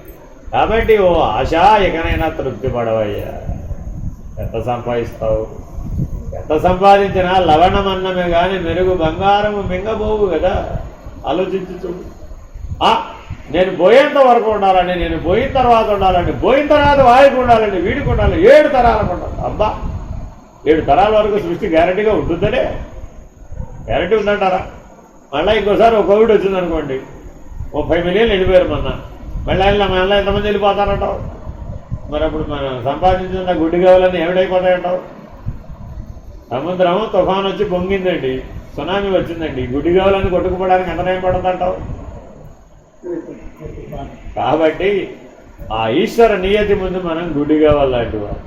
కాబట్టి ఇంకా అది కావాలి, ఇది కావాలి, అది చెయ్యాలి, ఇది చెయ్యాలి, అలా చెయ్యాలి, ఇలా చెయ్యాలి, వాడికి చెయ్యాలి, వీడికి చెయ్యాలి. మన ఆశాపాశమునకు అంతు దరి లేదట. అందుకని ఎక్కడైనా తృప్తి పడవయ్యా. అందుకని జిల్లాడమ్మ సూటిగా చెప్పింది, తృప్తే ముక్తి, ఫినిష్డ్. అందుకని పెద్దలు చెప్పారండి, తినడానికి ఉండటానికి ఉంటే చూసుకోరా చాలని. ఇందాక ఒక ప్రశ్న అడిగాము, ఏమంటే ఎప్పుడు తెలియమంటారు? అప్పుడు చెప్పారు, ఏనాడైతే నీకు రోజుకు 1000 రూపాయలు పెన్షన్ వస్తుందో ఆనాడు రిటైర్ అయిపోయి. ఇప్పుడు చెప్పారు ఇది 26 ఏళ్ళకి చెప్పారండి. ఎప్పుడైంది? 52 ఏళ్ళకి అయిపోయింది. వాడిని అడుగుతుండే, ప్రతి సంవత్సరం అడుగుతుండే, వాడు ఇంక్రిమెంట్ ఇచ్చిన ప్రతిసారం అని అడిగాడు, నేను వాళ్ళు రిటైర్ అయితే ఎంత వస్తుంది పెన్షన్ అని. ఏమిటి స్వామి ప్రతి సంవత్సరం అడుగుతారు ఏంటి స్వామి? చెప్తానండి, మీకు ఏం కావాలి, రోజుకి 1000 రూపాయలు ఎప్పుడు వస్తుందో మీకు కావాలి, 30,000 పెన్షన్ ఎప్పుడు వస్తుందో మీకు అప్పుడు చెప్తారు అనేవాడు. మాకు ఎప్పుడు ఓడే ఉంటాడు కదా జీతం ఇచ్చేవాడు, వాడిని అడిగితే చెప్తున్నారు. సో కాబట్టి ఇప్పుడు ఏమైపోయింది? The date is decided. అలాగే your death date is decided. That is predestined. నువ్వు పుట్టినప్పుడే నీ జాతస్య ఏమిటంటే ధ్రువో మృత్యు. ఎప్పుడు? పుట్టగానే అయ్యో ఈ జాతకుడు 72 సంవత్సరాలు జీవించును అని జాతకం అప్పుడు ఎలా రాసారండి? మరి అందులో ఉన్నది ఆ అంతర్దశలు తెలిసిపోతాయి. మరి దశ, అంతర్దశ, భుక్తి ఇలా ఏవో ఉంటాయి, వాళ్ళ పరిభాష వాళ్ళది. మనకేం కావాలి ఇంతకి? It's predestined. Get ready. కానీ మనమేమంటున్నాం, అబ్బో 72 చాలా దూరం ఉందండి బాబు, ఇంకా చాలా పనులు చేయొచ్చు, మీరు ఇంకా చాలా వ్యవహారాలు చేయొచ్చు, ఇంకా చాలా సంపాదించవచ్చు, అప్పటిదాకా బోల్డ్ టైం ఉంది కదా, బోల్డ్ తినచ్చు, బోల్డ్ భోగించవచ్చు అని భోగం అనే ఆశాతృష్ణ పాశానికి, కృష్ణ సర్పానికి గురవుతున్నాడు. ప్రతిరోజు నీకు ఆశ అనేటటువంటి కృష్ణ సర్ప దంష్టో తగ్గిపోతుంది. అందువలననే నీకు కళ వస్తుంది. కళకి మూలం ఎక్కడుందయా అంటే ఆశ అనే దాంట్లో ఈ కళ అనే మూలం ఉంది. అందుకని భగవంతుడు నిరాశి సూటిగా చెప్పాడు. అంటే కళను జయించాలని మన వాళ్ళందరూ అనుకుంటుంటాం. మన వాళ్ళందరికీ పేరాశలు చాలా ఉన్నాయి. ఏమిటి, ఏమైనా దుర్యనిష్టం బందేసేయాలి, ఏమైనా సరే అవస్థాంతరాన్ని దాడేసేయాలి, ఏమైనా సరే అనుకుంటుంది. ఏమైనా సరే ఎట్లా ఉంది అవ్వాలంటే లోపల ఉండాలి కదా. లోపల బలం లేకుండా ఎట్టే గురుతావు, రెక్కలు లేకుండా ఎట్టే గురుతావు. ఆశాపాశమును విడిపించుకోకుండా కాళ్ళకి బంధనాలు కట్టుకున్నావు అబ్బా, ఎట్టే గురుతావు ఆకాశంలోకి. అర్థమైందా? ఎందుకు చెప్తున్నానంటే గురువు ఏది చెప్పినా ఖండితంగా ఎందుకు చెప్తాడయ్యా అంటే నీకు జన్మ జన్మాంతరేసి గుర్తు ఉండాలి, నీ చైతన్యం మీద ముద్రపడేట్టు చెప్తాడు. నేను ఒకరోజు స్వామివారింటో భోంచేస్తాను, అది నాకు సహజం, చాలాసార్లు భోంచేశాను. వెళ్ళి తింటూ ఉంటే తినేశానండి, ఆవిడ పెట్టారు తినేశాను. ఈ నియమాలన్నీ ఎప్పుడూ పాటించాం, కానీ ఆ నియమంగా తిన్నప్పుడు కూడా అంతా గమనిస్తారండి. గమనించి వచ్చిన తర్వాత కూర్చున్న తర్వాత వానాకాలంలో పక్షులు ఎగురితే ఎప్పుడైనా చూసావా అన్న. వానాకాలంలో పక్షులు ఎగురుతాయా ఎగరవా? ఎగరలేవు. ఎందుకని? వర్షానికి రెక్కలు తడిసిపోతాయి. ఆ తడిసిపోయిన రెక్కలు బరువు అయిపోవడం వలన అవి ఎగిరితే పడిపోతాయి. అందుకని అవి కొద్ది దూరమే ఎగిరి ఇక్కడెక్కడే తిరుగుతుంటాయండి. మిగిలిన టైంలో బాగా ఎత్తి ఎగురుతాయి, ఇవి పైకి ఎగరవండి. నాయన హంస మంత్రాన్ని సాధించాలనుకుంటున్నావు, పరమహంస అవ్వాలనుకుంటున్నావు, రెక్కలు బరువు అయ్యేటంత తింటే అట్ట ఎగురుతావు.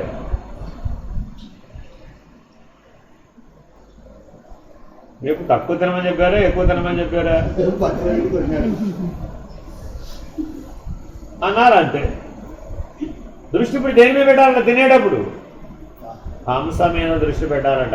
రెక్క ఎగురుతోందా, బరువు అయి వాలిపోతుందా? అర్థమేనండి. అందుకని బాగా భోంచేసిన తర్వాత అర్ధరాత్రి 1 గంట నుంచి తెల్లారుసారి 4 దాకా పాఠం చెప్తారు. కళ్ళు మొత్తలు పడతాయా తెలుసుకుని ఉంటారు.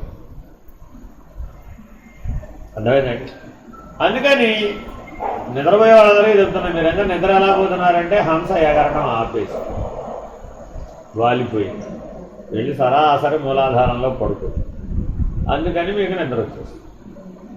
హంస ఎగిరితే నిద్ర వచ్చే అవకాశమే లేదు. హంస ఎవరికైతే ఆజ్ఞాచక్రానికి సహస్రారానికి ఎగురుతుందో వాడిని నిద్ర ఆవరించలేదు. కంఠానికి ఎగువ నిద్ర ప్రభావం ఉండదు. కాబట్టి హంసను ఎప్పుడూ కంఠానికి ఎగువ శృంగాటకము మీద నిలుపుకోగలగాలంటే ఎంత వైరాగ్యం ఉండాలి.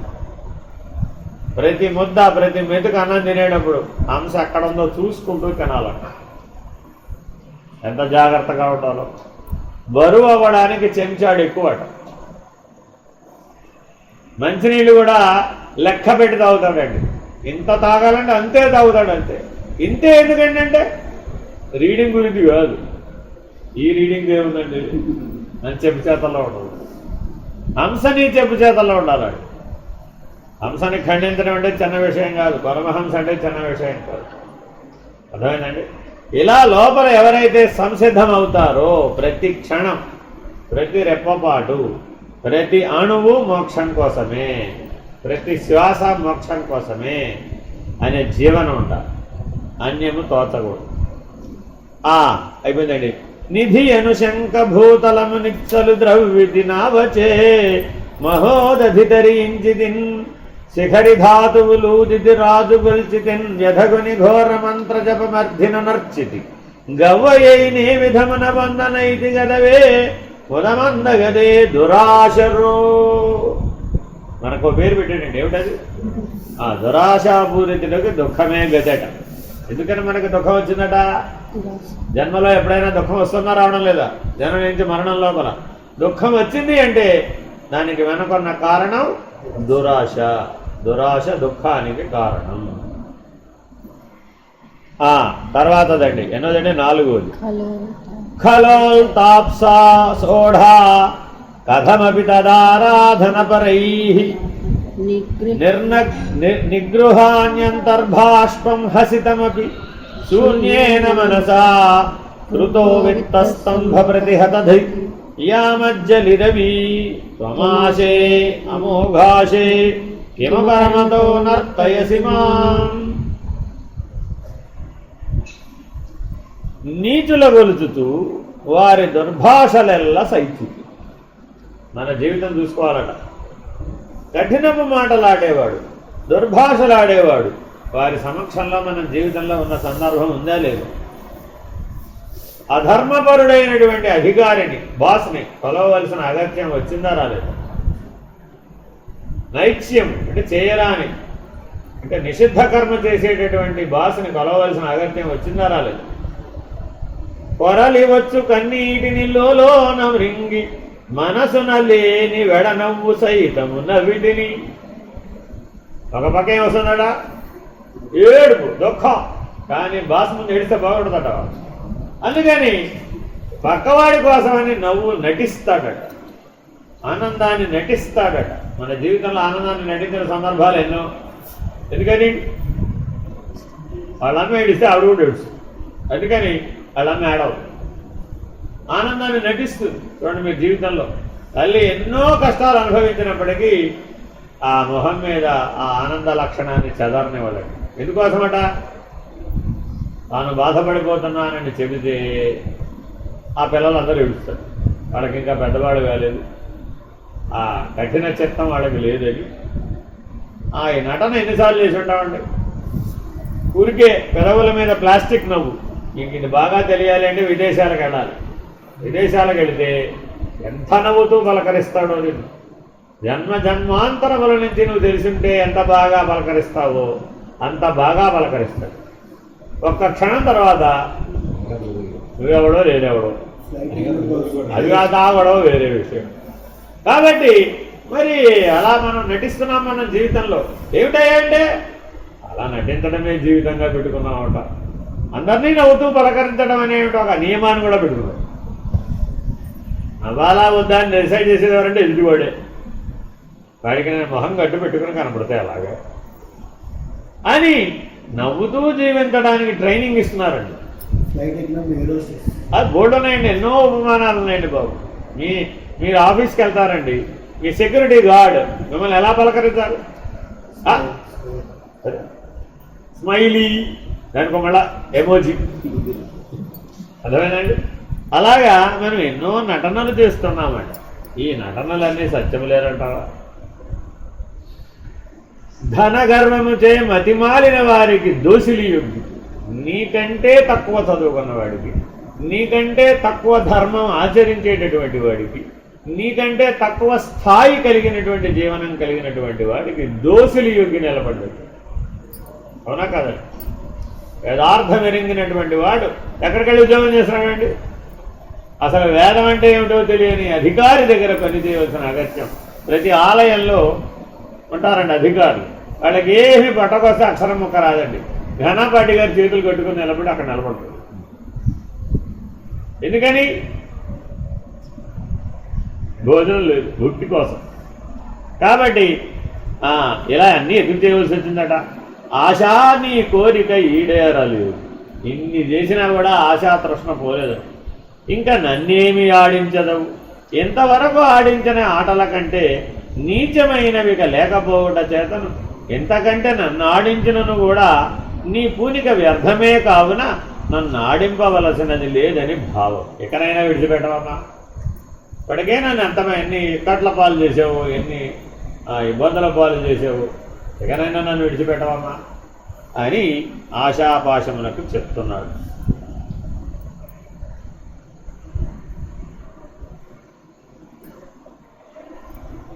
పలువలు వల్కు మాటలొక భంగి సహించితి బాష్పవారి లోపలనే హరించి శూన్యమగు భావమునన్ వెడనవ్వు నవ్వితిన్ బొలు పరివిత్త జాడ్యహత బుద్ధుల కంజలి చేసితిన్ కటకటా తలకక ఇంకనే పనికి దార్పెడు నన్ను దురాశ నీవిటన్. ఇకనైనా నన్ను విడవమా. 5వ శ్లోకం. అమీషాం ప్రాణానాం తులిత విసినీపత్రపయంసాంశ కృతే కిం నాస్మభిర్వగళిత కవివేకైర్వచితం. యదాఢ్యానామగ్రే ద్రవిణమదన సంయమనసాం కృతం వీతవ్రీడైర్నిజగుణకథపాతకమపి. తామరాకులోని జలబిందువుల వలె చంచలములైన ఆ ప్రాణముల కొరకై మతిమాలిన మనమెట్టి దుష్కార్యము చెయ్యబోనటం లేదు. ధనమదము చే మదిమరచియున్న ధనికుల చెంత సిగ్గు వదిలి స్వగుణ సంకీర్తనమును పాతకమును సైతం ఆర్జించుకుంటూ. నాలుక చేసే 4 మహాపాపాలలో ఇదొకటి. అదేమిటయ్యా? ఆత్మస్థుతి, పరనింద. ఆత్మనింద, పరస్థుతి, వైస్ వర్సా కూడా. అంటే తనను తాను ఎక్కువ చేసుకున్నా తప్పే, తనను తాను తక్కువ చేసుకున్నా కూడా అది కూడా తప్పే. ఇతరులను ఎక్కువ చేసినా కూడా తప్పే, తక్కువ చేసినా కూడా తప్పే. ఏమిటండి ఇవాళ మాట్లాడితే ఈ రెండింటిలో ఏదో ఒకటి ఉంటుందా ఉండదా? ఆలోచించండి. నినాథ కవి సార్వభౌముడు పోతన గారి దగ్గరికి వచ్చాడు. మరి అది గారితో పద్ధతి చెప్పబోయా. నీకు 1000 వరహాలు ఇప్పిస్తారు. 1000 బంగారు నాణ్యాలు వాళ్ళు ఎవరిస్తారు చెప్పు? ఒక 1000 బంగారు నాణ్యాలు ఇస్తే నీకు సంవత్సరం అంతా వెళ్ళిపోతుంది. ఈ కష్టం అంతా ఎందుకు నీకు? అందుకని ఆయన ఏమన్నాడు? సరస్వతీదేవి కనపడింది. కష్టపడి బలమైన తినుకుంటానేమో కానీ ఈ పడుపు కూడు తిని, వాళ్ళు ఇచ్చేటటువంటి పడుపు కూడు తిని నిన్ను ఆ రాజులకు అమ్మనమ్మ. ఆయన 100 వరహాలు 1000 వరహాలకు భాగవతాన్ని అమ్మమంటున్నాడు. నేను అమ్మనమ్మ అంటాడు. సరస్వతీదేవితో మొరబెట్టుకున్నాడు. అటువంటి గతి నాకు రానియమాకమ్మా. మరి అటువంటి పోతన దుర్భర దారిద్ర్యంతో వెళ్ళిపోయాడు. అలా వెళ్ళిపోయిన వాళ్ళు బోళ్ళు మంది ఉన్నారండి. భక్తులందరూ దుర్భర దారిద్ర్యంతో వెళ్ళిన వాళ్ళే. భగవంతుడికి ఏమిటో బాబు వాళ్ళకి దారిద్ర్యం తప్ప ఐశ్వర్యం ఇవ్వాలని అనిపించదేమో. అడిగారు ఒకసారి భగవంతుడు, ఏమయ్యా నీ భక్తులు అందరూ చూస్తే ఎప్పుడు చూసినా కష్టాల్లో ఉంటారు, ఎప్పుడు చూసినా దారిద్ర్యంలో ఉంటారు. నువ్వేమో అష్టైశ్వర్యాలతో తలతో ఉంటూ ఉంటావు. ప్రపంచంలో ఉన్న ఐశ్వర్యం అంతా లేదు. కాస్త వాళ్ళకి కరుణించవచ్చు కదయ్యా అనగానే, వాడు నా దరికి చేరడానికి నాయందు ఐక్యం అవ్వడం కోసము జన్మించినవాడు. వాడికి ఇహలోక ఐశ్వర్యములతో ఏమి పని? అట్టి భ్రాంతి వాడికేలా? ఆ భ్రాంతి వాడికి లేదు. ఎందుకని? వాడికి ఐశ్వర్యమైన జీవితమైన సర్వము నేనే, భగవంతుడే. మరి సర్వము భగవంతుడైతే భగవంతుడికి చెందినదంతా వాడిది కాదే. తండ్రికి చెందినది కొడుకుది కాదా? వాడిదేగా. మరి నీకలా మాకలా కనపడుతుంది ఏమిటి? నీ కనపడని ఐశ్వర్యం వాడికి వేరే. ఏమిటది? భక్తి అనే ఐశ్వర్యం, జ్ఞానం అనే ఐశ్వర్యం. ఆ రెంటికి వాళ్ళకి పదవలేదు. అర్థమేనండి? చాలా జాగ్రత్తగా అర్థం చేసుకోవాలని భక్తుల జీవితాన్ని. ఇలా జరిగింది ఏమిటండి అన్నాడు. మరి నువ్వు అనుకున్నాడు జరిగించాల్సిన అవసరం పరమాత్మకు లేదు. పరమాత్మ ఎప్పుడు నీ యోగక్షేమాలను పట్టించుకుంటానన్నాడు. చూడండి, అనన్యాస్యంతో ఎంతో మామూలు ఏం చెప్పాడు? యోగక్షేమం వహామ్యహం అన్నాడే కానీ నీకు ఐశ్వర్యాన్ని ఇస్తాను, గజారోహణం చేయిస్తాను, తలకి మతం వహిస్తాను, బ్రహ్మరథం పట్టిస్తాను, అలాంటి వాగ్దానాలు ఏమైనా ఉన్నాయా? అలాంటివి లేదు. యోగం దేని వల్ల ఉంటుంది? భక్తి వల్ల ఉంటుంది. క్షేమం దేని వల్ల ఉంటుంది? జ్ఞానం వల్ల. కాబట్టి నీ భక్తి జ్ఞానాలను మాత్రమే పరిరక్షిస్తాడు భగవంతుడు. ఏ సందర్భంలో అయినా సరే. మీరు రామాయణం తీసుకోండి, భారతం తీసుకోండి, భాగవతం తీసుకోండి, భక్తుల కథలు ఏవైనా తీసుకోండి. భాగవతం అంతా భక్తుల కథలే. వాటన్నింటిలో దేనికి బాధ్యత తీసుకున్నాడు? భక్తికి జ్ఞానానికి మాత్రమే బాధ్యత తీసుకున్నాడు. మిగిలిన దానికి ఆయనకి బాధ్యత లేదు, అవసరం లేదు. ఎందుకని? ఆ 2 ఐశ్వర్యాలు ఉంటే ఇంక ఏ ఐశ్వర్యం అవసరం లేదు. అర్థమేనండి? అక్షయమయ్యేటటువంటి వస్తువు ఎవరికైనా మీకు ఇచ్చారనుకోండి, ఏమిటి చేస్తారు? ఒక యోగి ఒక ఆయన ఇచ్చారు నాకు, ఈ డబ్బు దగ్గర ఉంచుకోయా, ఇది అక్షయంగా పనిచేస్తుంది, నీకు డబ్బు లోటు లేకుండా జీవితాన్ని నడుస్తున్నాను. ఏం చేయాలని అందరికీ ఇచ్చాడు. మేమందరం ఒక 50 మందో 60 మందో ఉన్నాం. ఒక బాస్ దగ్గరికి ఒక ఆయన వచ్చాడు, ఆయన ఇచ్చాడు అందరికీ ఇదే మాట చెప్పాడు. ఏం చేయాలి? మనకి భక్తి జ్ఞానైశ్వర్యములు గలవాడికి ఈ ఇహలోక ఐశ్వర్యములతో పని లేదు. ఇంతలో ఎవరో పాపం పరిగెట్టుకుని వచ్చాడు దూరంగా. అయ్యో నేను మిస్ అయిపోయాడు ఆయన బాధపడ్డాడు. ఒరే ఎందుకు ఎడుస్తారో బాబు, నీకేం కాదు ఇప్పుడు? అదిగా డబ్బులు ఇచ్చాడు కదండి, అది అక్షయం అవుతున్నాడు కదండి, డబ్బుకి లోటు ఉండదు చెప్తున్నాడు కదండి. అది తీసుకోరా బాబు ఇది చూశాడు ఆయన. ఆయనకి ఇచ్చేస్తాడు అన్నాడు. నీకు అక్కర్లేదా అన్నాడు. భక్తి జ్ఞానంలోనే కదా స్వామి, అది ఉంటే చాలు, ఇంట్లో ఏం పని? భక్తుడికి ఏం కావాలి ఇప్పుడు? భక్తి జ్ఞానంలో ఉంటే చాలు, మిగిలినది మనకే పోయింది. అయితే నీకు ఐశ్వర్యం అక్కర్లేదా అన్నాడు. అది ఎందుకు స్వామి? అహం పెరగడానికి తప్ప దేనికి మీకు వస్తుంది? ఇప్పుడు జేబులో డబ్బు ఉన్నాయి అనుకోండి, మనిషి సరిగ్గా ఉంటాడట. జేబులో డబ్బు లేని రోజులు గుర్తుకొస్తాయంటావు ఎప్పుడన్నా? అవి గుర్తుకురావు. డబ్బు ఉన్నప్పుడు డబ్బున్న వాడి వల్లనే ఉండడానికి ప్రయత్నిస్తాడు. కాబట్టి అహం పోషకానికి ఉపయోగపడే వాటికి దూరంగా ఉండడం వైరాగ్యం. చాలా జాగ్రత్తగా ఉంటారు. చుట్టూ పుట్టు కొట్టు వేసుకోవడానికి అవకాశం లేదా అంటే అవసరం లేదు. ఇదికు అసలు అవసరం ఏముందని. కాబట్టి చాలా జాగ్రత్తగా మీ జీవితాన్ని వైరాగ్య దృష్టితో నిర్మించుకోవాలి. నళినీ పత్రగతాంచంచలం నళినీ పత్రగతాంచంచలములెన్నం ప్రాణముల్ వీనికై గళిత ప్రజ్ఞతమేము చేయని అసత్కార్యంబులేదేమియున్. ఇంతకీ ఇలాంటి పనులు ఎందుకు చేస్తున్నాట? ప్రాణరక్షణార్థం చేస్తున్నాను అంటాడు. నిజంగా ఇవన్నీ చేసే ప్రాణరక్షణ జరుగుతుందట. మృత్యు వచ్చిన నాడు ఇవన్నీ ఉపయోగపడతాయట.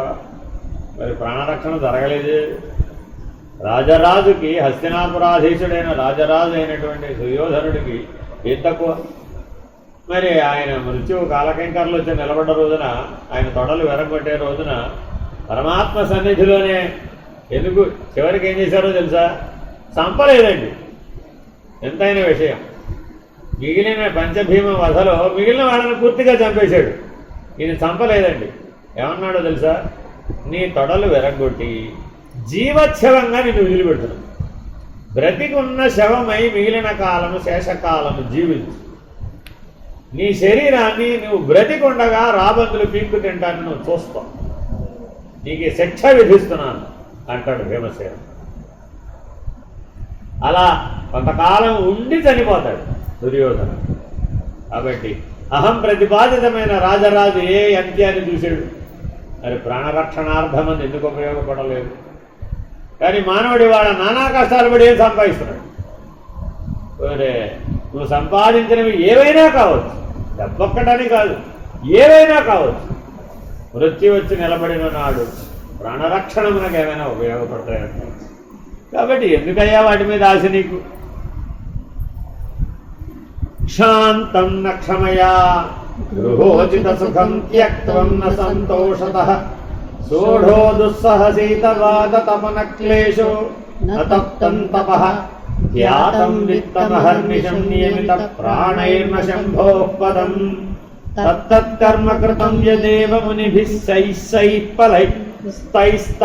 స్తైఫలైర్వంచితాః. ఇదో గొప్ప ప్రయోగం అండి. స్తై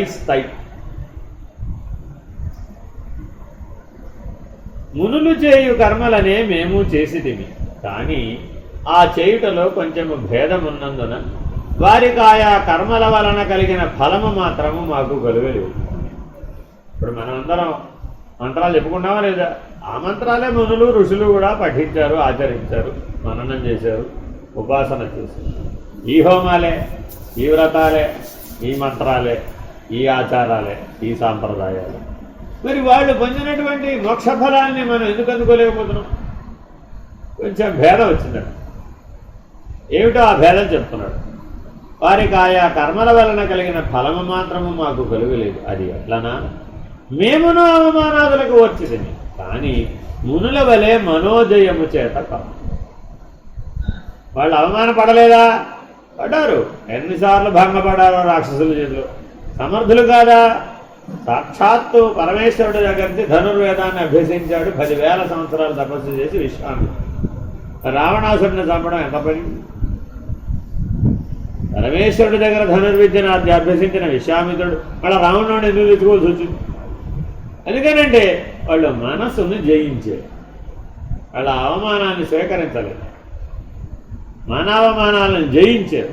మనసును ఎప్పుడైతే జయించేశాడో వాడికి ఎవరి మీద కూడా ఆ రాగద్వేషాదులు కలిగే అవకాశం లేకుండా, అది లేకుండా శస్త్రధారణ చేయలేదు, అస్త్రాన్ని ప్రయోగించలేదు. అర్థమైందండి. కానీ రాముడు రావణ వధ చేసేటప్పుడు రావణాసుడికి ఆప్షన్ ఇచ్చాడు. ఎంత జరిగింది కదా, ఇంకా వేసేయడమే నెక్స్ట్. రావణాసురుడికి రావణానికి ఒక విషయం చెప్తాడు, నాకు నీ మీద ఏం ద్వేషం లేదు, నీకు నాకు వైరం లేదు, గత జన్మల వైరం కూడా లేదు. అర్థమైందండి. ఈ జన్మలో నేను నీకేం హాని తలపెట్టలేదు, నువ్వేదో మా ఆవిడని ఎత్తుకొచ్చావు, నిన్ను చంపడం లేదు. ఇదంతా చెప్తున్నాడు స్టోరీ. ఇప్పటికైనా సరే నువ్వు మా ఆవిడని అప్పగించేసి ఈ లంకారాజ్యం కనుక వెళ్ళిపోయినట్లయితే నీకు నాకేం గొడవలేదు, నేను నిన్నేం చంపాల్సిన అవసరం లేదు, నువ్వు నాతో యుద్ధం చేయాల్సిన అవసరం లేదు, నేను నిన్ను వదిలివేస్తాను, క్షమించి వేస్తాను, నాకేమి నువ్వేదో చేశావన్నటువంటి ఆలోచన లేదు నాకు లేదు. వాస్తవానికి నాకున్న అస్త్రశస్త్రాస్త్ర బలమునకు అయోధ్య నుంచే నిన్ను సంహరించవచ్చు, ఇక్కడ దాకా రావక్కర్లా. కానీ ఈ 4 మాటలు నీతో చెప్దామని వచ్చానట్టు.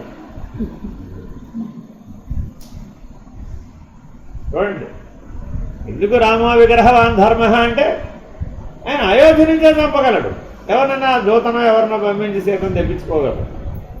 రావణాసుని చంపేస్తే ఏముంది పెద్ద విషయం, సీతను తేవడం పెద్ద విషయం కాదు. కానీ ఈ 4 మాటలు చెప్పడానికి అంత దూరం వచ్చాడు. సో అందుకని పరమాత్మ ఎవరి ద్వారా అయినా మీకు ఏమైనా ఉపదేశం చెప్పిస్తున్నాడంటే చాలా జాగ్రత్తగా పట్టించుకోవాలి. అర్థమైందండి. ఆయన తలుచుకుంటే మిమ్మల్ని మార్చడం చిన్న విషయం, అదేం పెద్ద విషయం కాదు. కానీ అలా మార్చదలుచుకోడు, సృష్టి ధర్మానికి వ్యతిరేకంగా మిమ్మల్ని మార్చదలుచుకోడు. ఎందుకనంటే ఆ మార్పు శాశ్వతంగా నిలబడదు. మార్చేయవచ్చు, కానీ మళ్ళీ మీరు పడిపోతారే, మళ్ళా పతనం అయిపోతావే. నీకున్న ఆశాపాశం అటువంటిది. కాబట్టి నిన్ను జాగ్రత్తగా మంచి మాటలతో మార్చడానికే ప్రయత్నం చేస్తాడు. సరే ఏమిటో కానీ మనోజయము చేత కాదు, ఎదుర్కొని అశక్తులమై గతి లేక వచ్చింది. మీ బాస్ ఎన్ని తిట్టినా ఎందుకు వచ్చావట? గతి లేక. ఈ మాట అన్నారని నాతో నిర్భయానం. ట్రాన్స్ఫర్లు అవి లెటర్లు అవుతూ ఉంటాయి కదా, రాజకీయంగా గొడవలు అవుతూ ఉంటాయి కదా, ఆ ఊళ్ళోనేగా పనిచేసిన ఏం తెలుస్తాయి కదా. ఏం చేస్తాడు మరి? ఆ కొలువు వదిలిపెడితే భోజనం లేదు, గతి లేక చేస్తా ఉన్నాడు. మరి ఏం చేస్తాడు?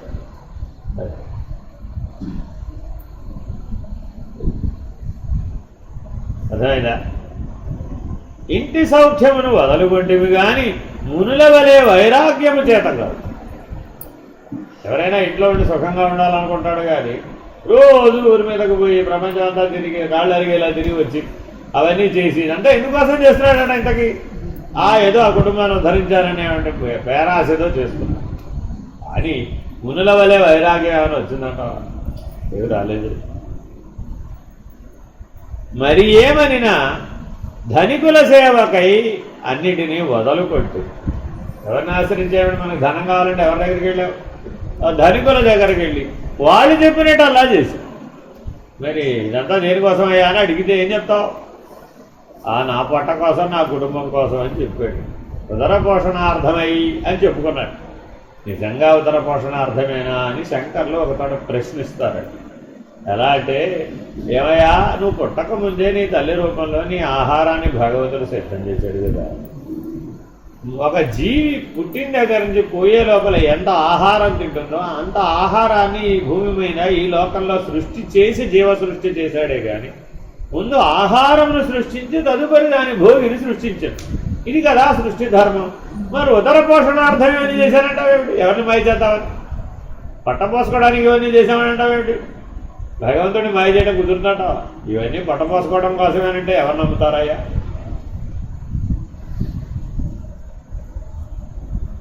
సహింపరాని శీతవాత తాపములను కూడా మేము కూడా వచ్చి అవునా కాదా? ఎముకల గురికి చలి ఉంటుందండి, దాంట్లోనే పోతాడు. మరి ఏం చేస్తాడు? పైనుంచి స్నోఫాల్ పడతా ఉంటుంది. మరి ఉద్యోగానికి పోవాలొద్దా? పోయాడు. వద్దునే చలి కొరికి ఎండ, విపరీతమైన చలి, విపరీతమైన ఎండ, వాడేమో వదిలిపెడతాడు. ఆ ఎండలో మలమల మాడి తిరగవలసింది, ఆ శీత తాపానికి ఓర్చవలసింది. ఇవన్నీ చేసామా చేయలేదా? కానీ మనకేం రాలేదు. మునుల వలె తపస్సునకు కాక ధనతృష్ణ చేత చేసింది. ఇవన్నీ చేసావు కానీ వాళ్ళు కూడా ఇవే చేశారు. మునులు కూడా వాళ్ళు కూడా ఎండలకి వానలకి ఓర్చే తపస్సు చేశారు. భగవంతుడి కోసం తపస్సు చేస్తే మనమేమో ధనతృష్ణ చేత ఇవన్నీ భరిస్తున్నామంటే చేస్తున్నాం. రేయింబగలు మేమును ధ్యానించితిమి. ధ్యానించామా ధ్యానించలేదా? ఎవరైనా మీ బంధువులో ఎవరో హాస్పిటల్లో ఉన్నారండి, అప్పుడు రాత్రి మగళ్ళు ఏం చేశావు? దేవుడా కాపాడు, దేవుడా కాపాడు, దేవుడా నువ్వే ఉన్నావు ఐసీయూలో, గొడవే లేదు అసలు. అప్పుడు ఏమడిగావు భగవంతుడిని? ఒక్క ఛాన్స్ ఇవ్వయ్యా బాబు, వెతకడానికి ఒక ఛాన్స్ ఇవ్వు అన్నా. అప్పుడు రేయి మగళ్ళు ధ్యానించావా లేదా? బతికించవయ్యా బాబోయే. మరి మునుల వలె ప్రాణాయామపూర్వకముగా శంభుపాదములను వాడు కూడా రాత్రింపగళ్ళు ధ్యానం చేశారు. ప్రాణాయామంతో ధ్యానంతో శంభుని పాదముల యందు మనసు ఆ సాయుధ్యం కోసమని వాళ్ళు తపస్సు చేశారు, ప్రాణాయామం చేశారు, ధ్యానం చేశారు. నేను కూడా ప్రాణాలు ఒగ్గబట్టి నిన్ను అడిగాను రాత్రింపగళ్ళు. దేనికి? దేనికి? ఒక ఛాన్స్ ఇవ్వయా బాబు, ఓ ఛాన్స్, ఒక్కసారి ఛాన్స్ ఇస్తే ఇంకా తిరిగి చూడకుండా సంపాదించేస్తాం. లాటరీ ఒకసారి తగిలితే చాలు. మరి ధనమును కావున మేము ఆయా క్షమాగ్రహ సుఖత్యాగాది కర్మల యొక్క ఆయా ఫలమును పొందక దుఃఖించుతుంది. మునులు చేసినటువంటి పనులు కూడా గృహస్థులు కూడా చేస్తున్నారు. కానీ ఈ వైరాగ్యం యొక్క లేమి చేత, సాయుధ్యం అనే లక్ష్యం లేకపోవడం చేత, నిజభక్తి కాకపోవడం చేత, అన్ని తాత్కాలికమైనటువంటి వాటిని ఆశపడటం చేత, ఆ ఆశాపాశం అనే తృష్ణాపాశం అనే దాని చేత బంధించబడి బాధించబడి ఎన్ని తపస్సులు చేసినా వృధా. వీడు అదే పూజలు చేశాడు, వీడు అదే మంత్రాలు చేశాడు, వీడు అదే వ్రతాలు చేశాడు, వీడు అదే యజ్ఞాలు చేశాడు, హోమాలు చేశాడు, ఓ దేవతా ప్రతిష్టలు కూడా చేసేసాం. ప్రపంచంలోనే దేవతలందరూ అయిపోయి, దేవతలు ఎవరు పేరు. మరి అయినప్పటికీ ఎందుకు ఫలితం రాలేదు? వైరాగ్యం లేదురా బాబు. ధనం కోసం, ఆ జీవితేచ్ఛ, ఇంకా బతకాలనే జిగీష, ఆశ కోసం క్షమ చేగాదావమానమునర్చుట, మహాసంతుష్టి చేగాదు గేహమునందైవ సుఖము మానుట, తపోవ్యాసక్తి చేగాదు దుర్దమ శీతోష్ణ జయంబుగాదు, హరుపై ధ్యానంబు విత్తంబుపై నమరెన్మాకు మునీంద్ర కృత్యముల్ లేవా సత్ఫలాభ్యున్నతుల్. ఎంతైందండి టైం? పావుతక్కు 11. ఆఖరి శ్లోకం. భోగాన భుక్తా వయమేవ భుక్తా తపోన తప్తం వయమేవ తప్తాః, కాలో నయాతో వయమేవ యాతా, తృష్ణాన జీర్ణా వయమేవ జీర్ణా.